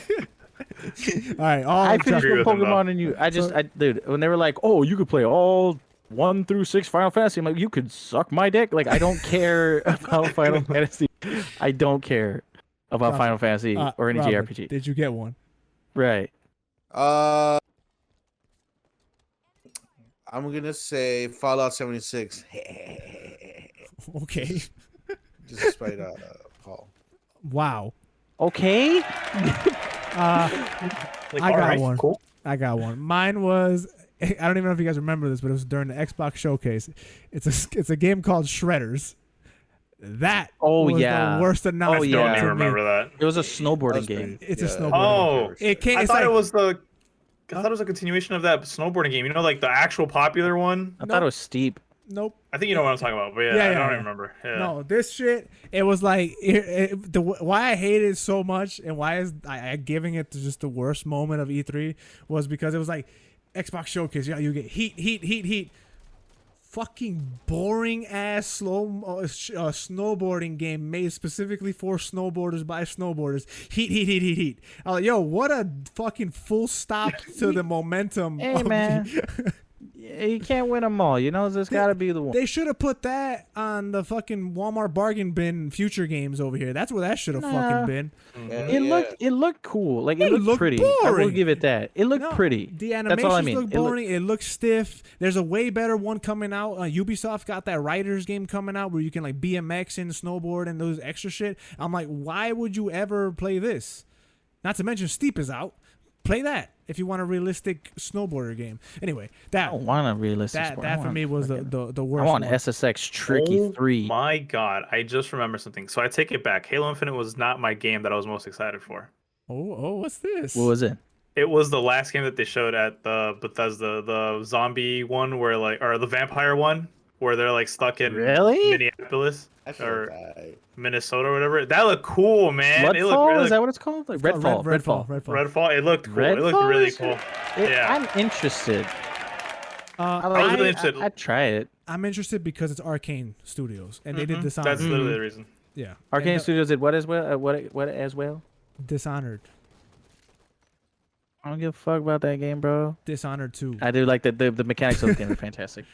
Those are really good games. The one Bethesda announcement that I was like, what? It was Outer Worlds 2. Oh yeah, that surprised me. That would surprise me a lot because didn't Outer Worlds just come out like a year ago? It came out, 2019. Yeah, so 2 years ago. That was. But it was a really short game. That was the funniest announcement. That shit. That one made me laugh a lot. Yeah, dude, when they were like, "It's not gonna," I was just like, Oh yeah, the mic cut the entire joke out. What did you say? Yeah. You just saw me nod. You said when he was like, when he was like, "You're not gonna see the in the game, like don't look for it." Yeah. And shit like that, dude. I was like, this. I'm like, I don't know what this is, but you caught my attention. And when I saw Outer Worlds, I'm like, of course that's what it is. I didn't even play. Did any of you guys play the first one? Like, played a little bit of it. I beat it. It was a really short game. The whole game. Is it good? Like, did you guys enjoy it? I enjoyed a lot of it. Yeah. I have to go. It was alright. I think it's a pale comparison to Fallout, which is what most people compare it to. So right. I enjoyed it. Well, right, because they made New Vegas and stuff, right? Yeah.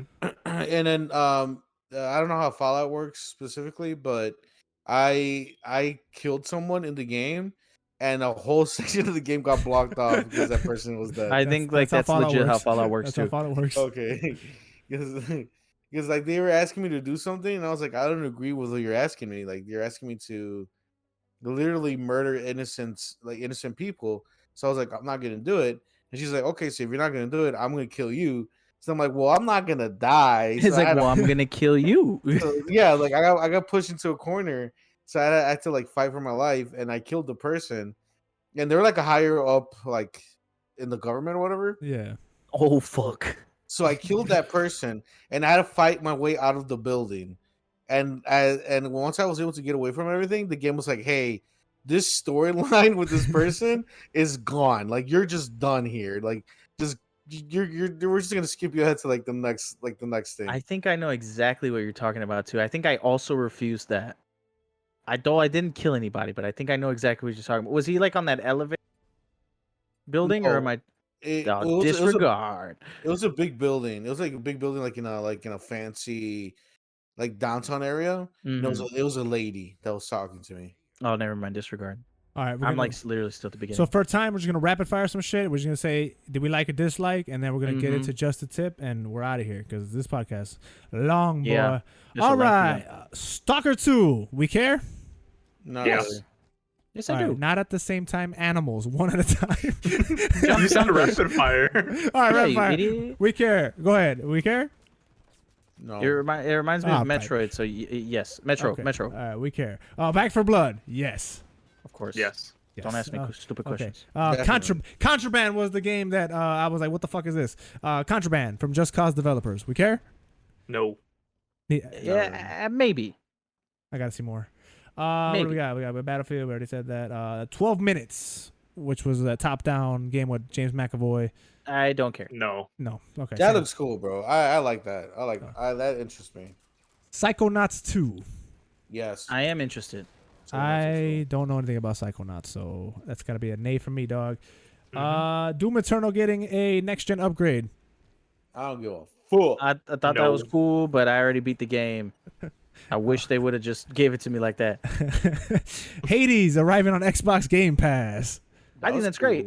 I think that's great. But I sunk too many hours into the Switch version. I'm not doing that. If it has cloud though. Yeah, I was gonna say if it has cross save, I'm with it 100%. It does. Use it one. I wonder because it's from Switch to PC, you can do it. You can do it from Switch to PC. What I'm wondering there is, I know we said rapid fire, but like for the achievements, right? Let's say I have already did the criteria for some of them. Like if I transfer over, would it just like unlock them? Yeah. Yeah. That's my only thought. Doing like the bloop. But regardless, it's on Game Pass. It's not going to cost me any skin off my ass. So Hades, I'm excited for that. I love that. Love that game. The game's amazing. Yeah. Somerville. I don't remember it, so no. It's the one that looks like Limbo. It's like like they had the family in the couch and like it was a bunch of walking. I don't give a fuck. Oh, no. Yeah, no, that was a no for me too. I don't think so. A Plague's Tale Requiem. Is that one with like all the rats or something? No. Yeah, it's part 2 to Plague's Tale. Oh, okay. So no. It looks cool, but I'm not gonna play that shit. Far Cry 6. I know we talked about it, but Far Cry 6. Yeah, boy. I'm excited for that. Yeah. Although I feel like they've just been showing way too much. Yeah, they're trying to hype it. I get it. I get it, but I'm like, I'm over it at this point. Like, I got it. This game is a resounding yes for me. Slime Rancher 2. Yes, sir. Yes, sir. No, I was like, Slime Rancher. I was like, oh, fuck. I love Slime Rancher. Is a great game. Atomic Heart. That shit look weird. Dude, that shit look crazy. Yes, I want that. and then Replaced, which is that 2D cyberpunk style. That one looks interesting. Is it that pixelated one? I'm definitely interested. Yeah, I want that. Yeah, that looked really, really cool. Yeah. Grounded. No. Sorry, Paul. No. And last but not least, The Ascent. That's that top-down. Yeah, okay. All right. That's cool. Wait, Ascent is which one? It's like a top-down shooter. You shoot top-down. Is that 4-player one? Yeah. I was interested in it. I'll play it. I think it's coming to Game Pass, so I'm like, no skin off my ass cheeks if I try it. Hey, all right, that's it for E3. I know there's so much. Like Back 4 Blood, we didn't even talk about that, and we can talk about that later. Let's get into it, man. Let's get into the best segment we've ripped off of the bento box. So last week, let me say the name. It's called Just a Tip, baby. Ooh, you so nasty. I'm gonna fix that. I promise. Still gotta fix that. Yeah, I'm gonna fix it. Leave me alone. So last week, John came in here. Hold on, let me explain what Just a Tip is first and foremost. So just a tip is a section of the podcast where one of us, we go on a rotation, recommends a game from the Xbox Game Pass. It could be the PC, it could be the Xbox. They pick one game for the rest of us to experience. We come back here next week and we discuss it. Last week was John's turn. And he recommended the game Pathfinder. Pathways. Hey. Pathway. Let's talk about it for a little bit. Yeah. Okay. Give it to me. John, tell me what you think. Don't ever recommend another game ever again unless it's going to match the caliber of this game, because what a roller coaster. That game was phenomenal. Isn't it great? Loved every second of it from what I played. I only played a couple hours of it, but man, perfect. Isn't it great? It's so fun, so great. So I love the like the story aspect of it. Like you nailed it on the head. It's essentially Dungeons and Dragons, but with a game on it, like an engine under it. So fun. I loved it. Great recommendation. Okay, got one on my belt. For me, I definitely liked it. Oh no. I got to like maybe the second story, because there's like chapters or whatever. I got to the second one, but I just played like I don't know if you remember, John, but me and you talked about it in a party before, but it's like just randomizing your characters. So I just randomized my characters and played the first one a bunch of times and then played the second one a bunch of times. But like it got to a point where I'm like, all right, cool. Like I'm pretty sure I got the gist of this game.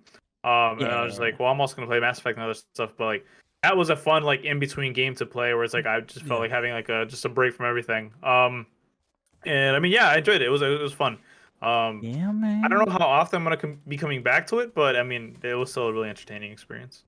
I'm telling y'all, man, it's a good game away from like what you're used to, kind of. And I feel like it's a very just pick it up, and like it does save your story from where you're at. So it's very like, I can come back to my story at another time or some shit like that. You right. All right, you right for now. It was like reading a book, like an interactive book. I was gonna say that, but I didn't want to come off lame. No, I liked it. No, pretty much what it is. This is exactly the type of game that I love and enjoy through and through. I love the turn-based RPG element of it. It's just I love that, like, you loot, you get better guns, you get better equipment, you attach it to the guy, you level the guy up, and then keep going. It's not as difficult as other RTSs I've played before, but it's still a lot of fun. I when I first played it, I was like, okay, I'm just gonna try it out to see, just because we have to do it for the podcast. I am at the last level, at the last story right now. Holy shit. Yeah, and I am halfway through that level. Like, I'm almost done with the whole thing. Oh, shit. Like, I'm really into this. Like, I have legendary weapons on my guys. I got online a couple times. I saw him playing that shit. I did see you playing it, like, dude, I was like, oh, okay, well, I know Rafa likes it. I didn't know it was... Yeah, I really, really, really enjoy this game. I like how it on top of the whole of just the game mechanics itself, you also have supplies that go into your kit. So you can have certain items on you that you could, because your characters don't heal on their own unless certain events happen in the game. Yeah. So for the most part, if you get hurt in a fight, you're stuck like on being hurt. So certain items can heal you, but you need supplies. So let's say you have 10 supplies, right? For each time you heal someone, that's considered one supply. So then you have 9 left. so on and so forth. That also counts for your fuel because you're like in a Jeep. Yeah. So there's a pathway you have to follow, right? So there's let's say there's 10 spaces you have to go to get to the final boss, right? So you need 10 fuel points, let's just call them, right? So there's been certain times where I'm kind of like rolling the dice on the fuel points, where I was kind of hoping like, shit, if I don't get any fuel as a reward here, I'm fucked because this is where I'm at, right? You know? That was me the entire game. Yeah, it's a lot of fun, man. And then you can wander off. Like there's a lot of branching paths you can go on and explore. I really enjoyed the fuck out of this game. I love the stories. I love how at the beginning it was like, hey, you're just fighting, Nazis and bad guys, and eventually you're fighting like zombies and like demon beasts, and like it's a really cool story. There's a lot of like cool characters. It is like You were fighting zombies? Yeah, later on in the stories, it gets very mystical. Oh, I thought you meant at the beginning. I was like, I wasn't fighting zombies. No. As the story progresses, it starts getting super mystical. Yeah. Yeah, it gets really crazy later on, and it is like a choose your own adventure game because certain events happen. And you can choose what to do there. Yeah. And depending on the character that you have on your team, there's certain options that pop up. Special options you can do that can really help you out or fuck you over depending on what happens with the like the roll of events or whatever. I really like this game a lot, man. This is something I'm definitely gonna keep playing. Hell yeah! This is the reason why I wasn't really playing VR chat. Nice. Yes. So yes. Cue Linkin Park's Breaking the Habit, baby. I saved him. My one question before we. Did you guys have one crazy like story thing that happened to you guys? Because like for me, when I first started, my whole team died except for one guy. Like one guy was left, everybody else died, and then a dog showed up, and because I had enough supply, I fed the dog, and he was a part of my party. So it was just my party was me and a dog. And no, then the dog I actually didn't lose anybody. I've never nobody ever died for me. I was able to keep everybody alive. I lost my medic because she was fucking stupid. Because if you die, you have to buy them. You have to buy them back. Yeah. No, I think for me, I was heavily investing in my medic, kind of like Alex did, and I don't know where she just. Well, I don't know. I know why, but my dumbass made bad plays and she died, and like all my other characters were like dog shit levels, and she was the one that I was propping up, and I'm like, well, I'm halfway through this chapter, and my one character that I was relying on is dead, so like. I remember that run ended very quickly after. Nope, that run ended really quickly after. No, I didn't realize it was so stupid. So since the game is like 2D and it's like top down ish, there's a level. One of the places I stopped at during a fight had like a pillar, and for some it's going upward, but for some reason I thought it would take cover if It didn't have the fucking take cover icon, but I stood the bitch next to it, and all of a sudden she's got gunned down. I'm like, well, she's not in cover, so she's an idiot. She didn't tell me there was no cover there. She said, "Hey, guy." She's like, I didn't die once. I've 100% all of my runs. You're just acing this, like just clear. I literally, Jesus. yeah. For the record, I could do that if I want to. I just didn't want to. I also have that in me. Yeah, I have that in me too. I just didn't do it. Oh, hell yeah, dude. It is my turn this week for Just a Tip to recommend a game to you guys. Now, I know two of you haven't played this game. I asked Rafa. He ignored me, left me on red. I don't even think he knows that I sent him this message. No, I tagged you in the chat and said, "Hey, did you play this game?" And you just did not see it and ignored me. Wait, I gotta look this up. It's there. You can find it. And I kept telling you, I'm like, you might want to. Kept telling you. I tried. He ignored me. He was too busy finding paths. I told you. So look, where Alex? In the Geekjar chat. I don't know what day, but it was some point this week. I tagged, say, "Hey, yo, at Rafa, have you played this game?" Nothing. I was like, all right, we're just gonna roll with it. Because I also forgot to ask again. But anyway. Okay. Anyway, two out of 3 ain't bad. Better than I did in high school. So my game of this week for Just a Tip is Control. Rafa, tell me you haven't played it. I have. I played some of it. Some of it counts. It's fine. Hey, some of it. No. So Control, the 2019 game by Remedy Entertainment, who also made, the Max Payne games, the Alan Wake games, all that good stuff. We love Remedy here. So I decided to play them. I actually started playing this right before we decided to do Just a Tip, so I decided that was my game early on. It is great. Read a little synopsis here. So the game revolves around the Federal Bureau of Control. Hey, that's the name of the game. A secret U.S. government agency tasked with containing and studying phenomena that violate the laws of reality. As Jesse Faden, the Bureau's new director, the player explores the oldest house, the FBC's paranormal headquarters, and utilizes powerful abilities in order to defeat a deadly enemy known as the Hiss, which has invaded and corrupted reality. The game is great. I love it. Obviously, that's why I'm recommending it to you. If you're a fan of Alan Wake, if you're a fan of that style of game, you're going to fall right into it. Rafa, I know you played it a little bit. I implore you to pick it back up. I found it, by the way. I found when you asked me the question. Yeah, you see it, huh? How long ago was it? It was Thursday at 12 p.m. I was at work. This Thursday? Yeah. Oh, man, Alex, that's way late into the... That was like 5 days ago. What do you mean? I was at work. I had other games. I had other games in the tug too. I had other games just in case, but he never said anything. So it's all right. I'm not super deep into Control, so I'm just gonna pick up where I left off. Plus, how far are you into it without spoiling it? Like, give me like a time. I'm not that far in. Then you didn't play it yet, because the game completely goes left. Yeah. Well, it's already going left at where I'm at. Oh, okay. Then you've just started playing it, because it starts off a certain way. Like you're like, yo, what's going on? This is going to sound very vague, and I'm doing it on purpose, but you're going to go into this building, and you're like, oh, okay, I kind of get the feel of what this game is, and then you don't understand what this game is. Yeah, what I was telling these guys is what it reminds me of is like if Remedy, the developers, took inspiration from like SCPs and said, let's make a game out of this. That's exactly what it is. Now, I remember you did say that. What I said to John, and I don't know if you guys know, but back in like the original Xbox and PlayStation, there's a game called PsyOps or PSIOps or whatever, PsyOps. It's a game about telekinesis and shit like that. It's very much similar to that. If you ever played that, I don't expect you guys to. The game's like 20 years old. PsyOps is a phenomenal game as well. John, you're gonna definitely like it. But yeah, I'm excited to see what you guys think because I'm hooked on this game. It's pretty fucking fun. I don't know what I like. And obviously, this one's going to take a little bit longer than, you can't just pick it up 5 minutes and put it down because it's a story-based game. So, yeah. You can still gauge it if you want to continue the story. I'll leave it to you guys to decide when to play it. I'm not going to sit here and say 2-3 hours because I don't know where you're going to be in 2-3 hours because it's not open world, but it's an open area. You're in this building, but it's open.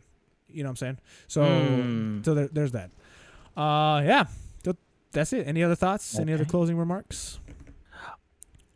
Overall, I think this E3 is pretty solid. I think it's a solid E3. As far as the Bethesda Xbox conference, I'm a little bummed I got no State of Decay 3. Oh, a little bummed. But let me tell you, John, there's a follow-up event coming June 17th. Xbox Showcase Extended. I don't know if you guys know that. I sent it to you guys. So that's when they're going to talk to other developers that they have because they have more. They got so many. So I want to know about State of Decay and Hellblade because they talked about it, but they didn't show anything. So we shall see. And I won't see that. I was actually, I don't want to say disappointed because I wasn't really looking forward to E3, but at the same time I was like, damn, the only thing that really just went off like and really have like that E3 vibes as of right now because we're only like halfway done. Yeah, was Xbox. Everything else felt like a flop. Like they flopped hella hard. Yeah. Xbox was just like they weren't saying cheesy cringe lines. They weren't wasting their time showing the developers. Shout out to the developers though, but they were like exclusive game. Trailer, like just back to back. The one thing we know Xbox loves to do at E3 is just show off the games, and they did that this year once again. So like, Xbox did an amazing job. Everybody else has fucked it up. That's my take of E3. As of right now, we still have Monday and Tuesday to go. So, are we getting a GTA 6 announcement real quick off the top? Take-Two is tomorrow. No, we're not. We're not. You're gonna be crazy. No, Take-Two don't do Max Payne, right? They don't have Max Payne. Right? They said it was Remedy, but they own the rights made it, to but I think Rockstar owns that. I think it's on the Rockstar. Oh, never mind. Let me see. No, that'd be cool, man. A Max Because Payne. I wouldn't. I would, like just throwing a curveball in there. I don't. Nowhere do I think it's gonna happen. But curveball, boom. I would be wrecked so fast and bust a nut at the same time. Yeah, Jesus Christ. What if Yeah, they did Rockstar owns it. Manhunt? You're never gonna get another Manhunt. Manhunt. Never, ever getting a Manhunt. I think Manhunt had so much controversy when it came out for it too. Well, there was a sequel. We got a 2, so. Yeah, and we've seen some crazier shit from. I think we can suffocate bag in ray tracing in 60. Hey, try that whole sentence again, John. Yeah, dude, let's get some of that ray tracing, baby. John, ray tracing. John, your whole sentence got cut off. I did not. We just heard. Yeah. We can do in ray tracing. I said you can suffocate someone with a bag. In ray tracing. You know what? You don't need to bring back that one game I remember you guys had was State of Emergency. No, they do not. That is the last game with the current state of things in this country. Yeah, that is the last game. Actually, you know that game wasn't about shooting the crowd. No, yeah, you lose points if you take the citizens. Yeah, I remember that. I learned that way later. Hector said, "Oh boy." So Hector, I don't know if you ever played State of Emergency before. I have. That's why I'm just like, why? Okay. Well, yeah. So the point of that game, contrary to my belief, was not to shoot the crowd up.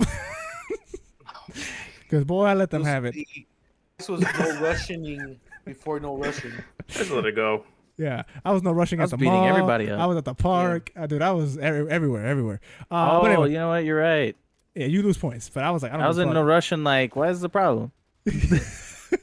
Anyway, thank you so much for listening to this episode of the Playing Pod Podcast. Hey! Holy shit. I did not do the intro today. I didn't do this. Have you ever? I didn't do that. I didn't do none of that. We just got into You it. really did it. Yeah. That's why. That's why I told you to say the number of the pod. Like I told you that. Yeah, we just went for it. All right, guys. Yeah. Do it now as outro. Do it now as I'm not doing all that now. I'm not doing all that. Do it. No, I'm not doing that now. Thank you so much for listening to this episode of Playing Pod. Hold on, wait, real quick. Wait, real quick. Pause. We're gonna end it. I just got a I got a message, guys, from the other team. Should I read it? Yes. What? Here we go. I got a message from the guy on the other team. He said, GG's, baby. Hey, on a nice. Oh. I thought he was gonna say something nasty. What is Sean talking about? I just realized he's the play. He's playing a game. I'm the play. You idiot. Rafa forgot there was a play. He thought we were just on Discord just talking. He forgot we're podcasting, Rafa. We're doing a podcast. Anyway, thank you so much for listening. We will catch you guys sometime this week for the second part of the E3 coverage because it's E3. We're not about to wait till fucking Saturday. We halfway there. For DJ Academics to talk about it all and Rap TV and all these people who don't talk about E3. Why? Hey, cause I don't know nobody else. Why? Well, for Bryce Hall to tweet TikTok dance about it. Nah, we're gonna talk about it. So we'll see you guys. He's gonna be quiet for a little bit. I'll do the intro over there. I promise. All right, y'all. We'll see you guys then. Play us out, Alex. Do it. Yeah. Yeah, see, there you go. Yeah. John, you can cut it whenever you want. Punch the kid now. Punch the kid now? Have you ever had a dream that... Yeah. Yay. Goodbye. Goodbye, everybody. Goodbye, everybody. Oh my god. Holy shit. Yeah, exactly. Now that's how you have the podcast. All right. Ooh.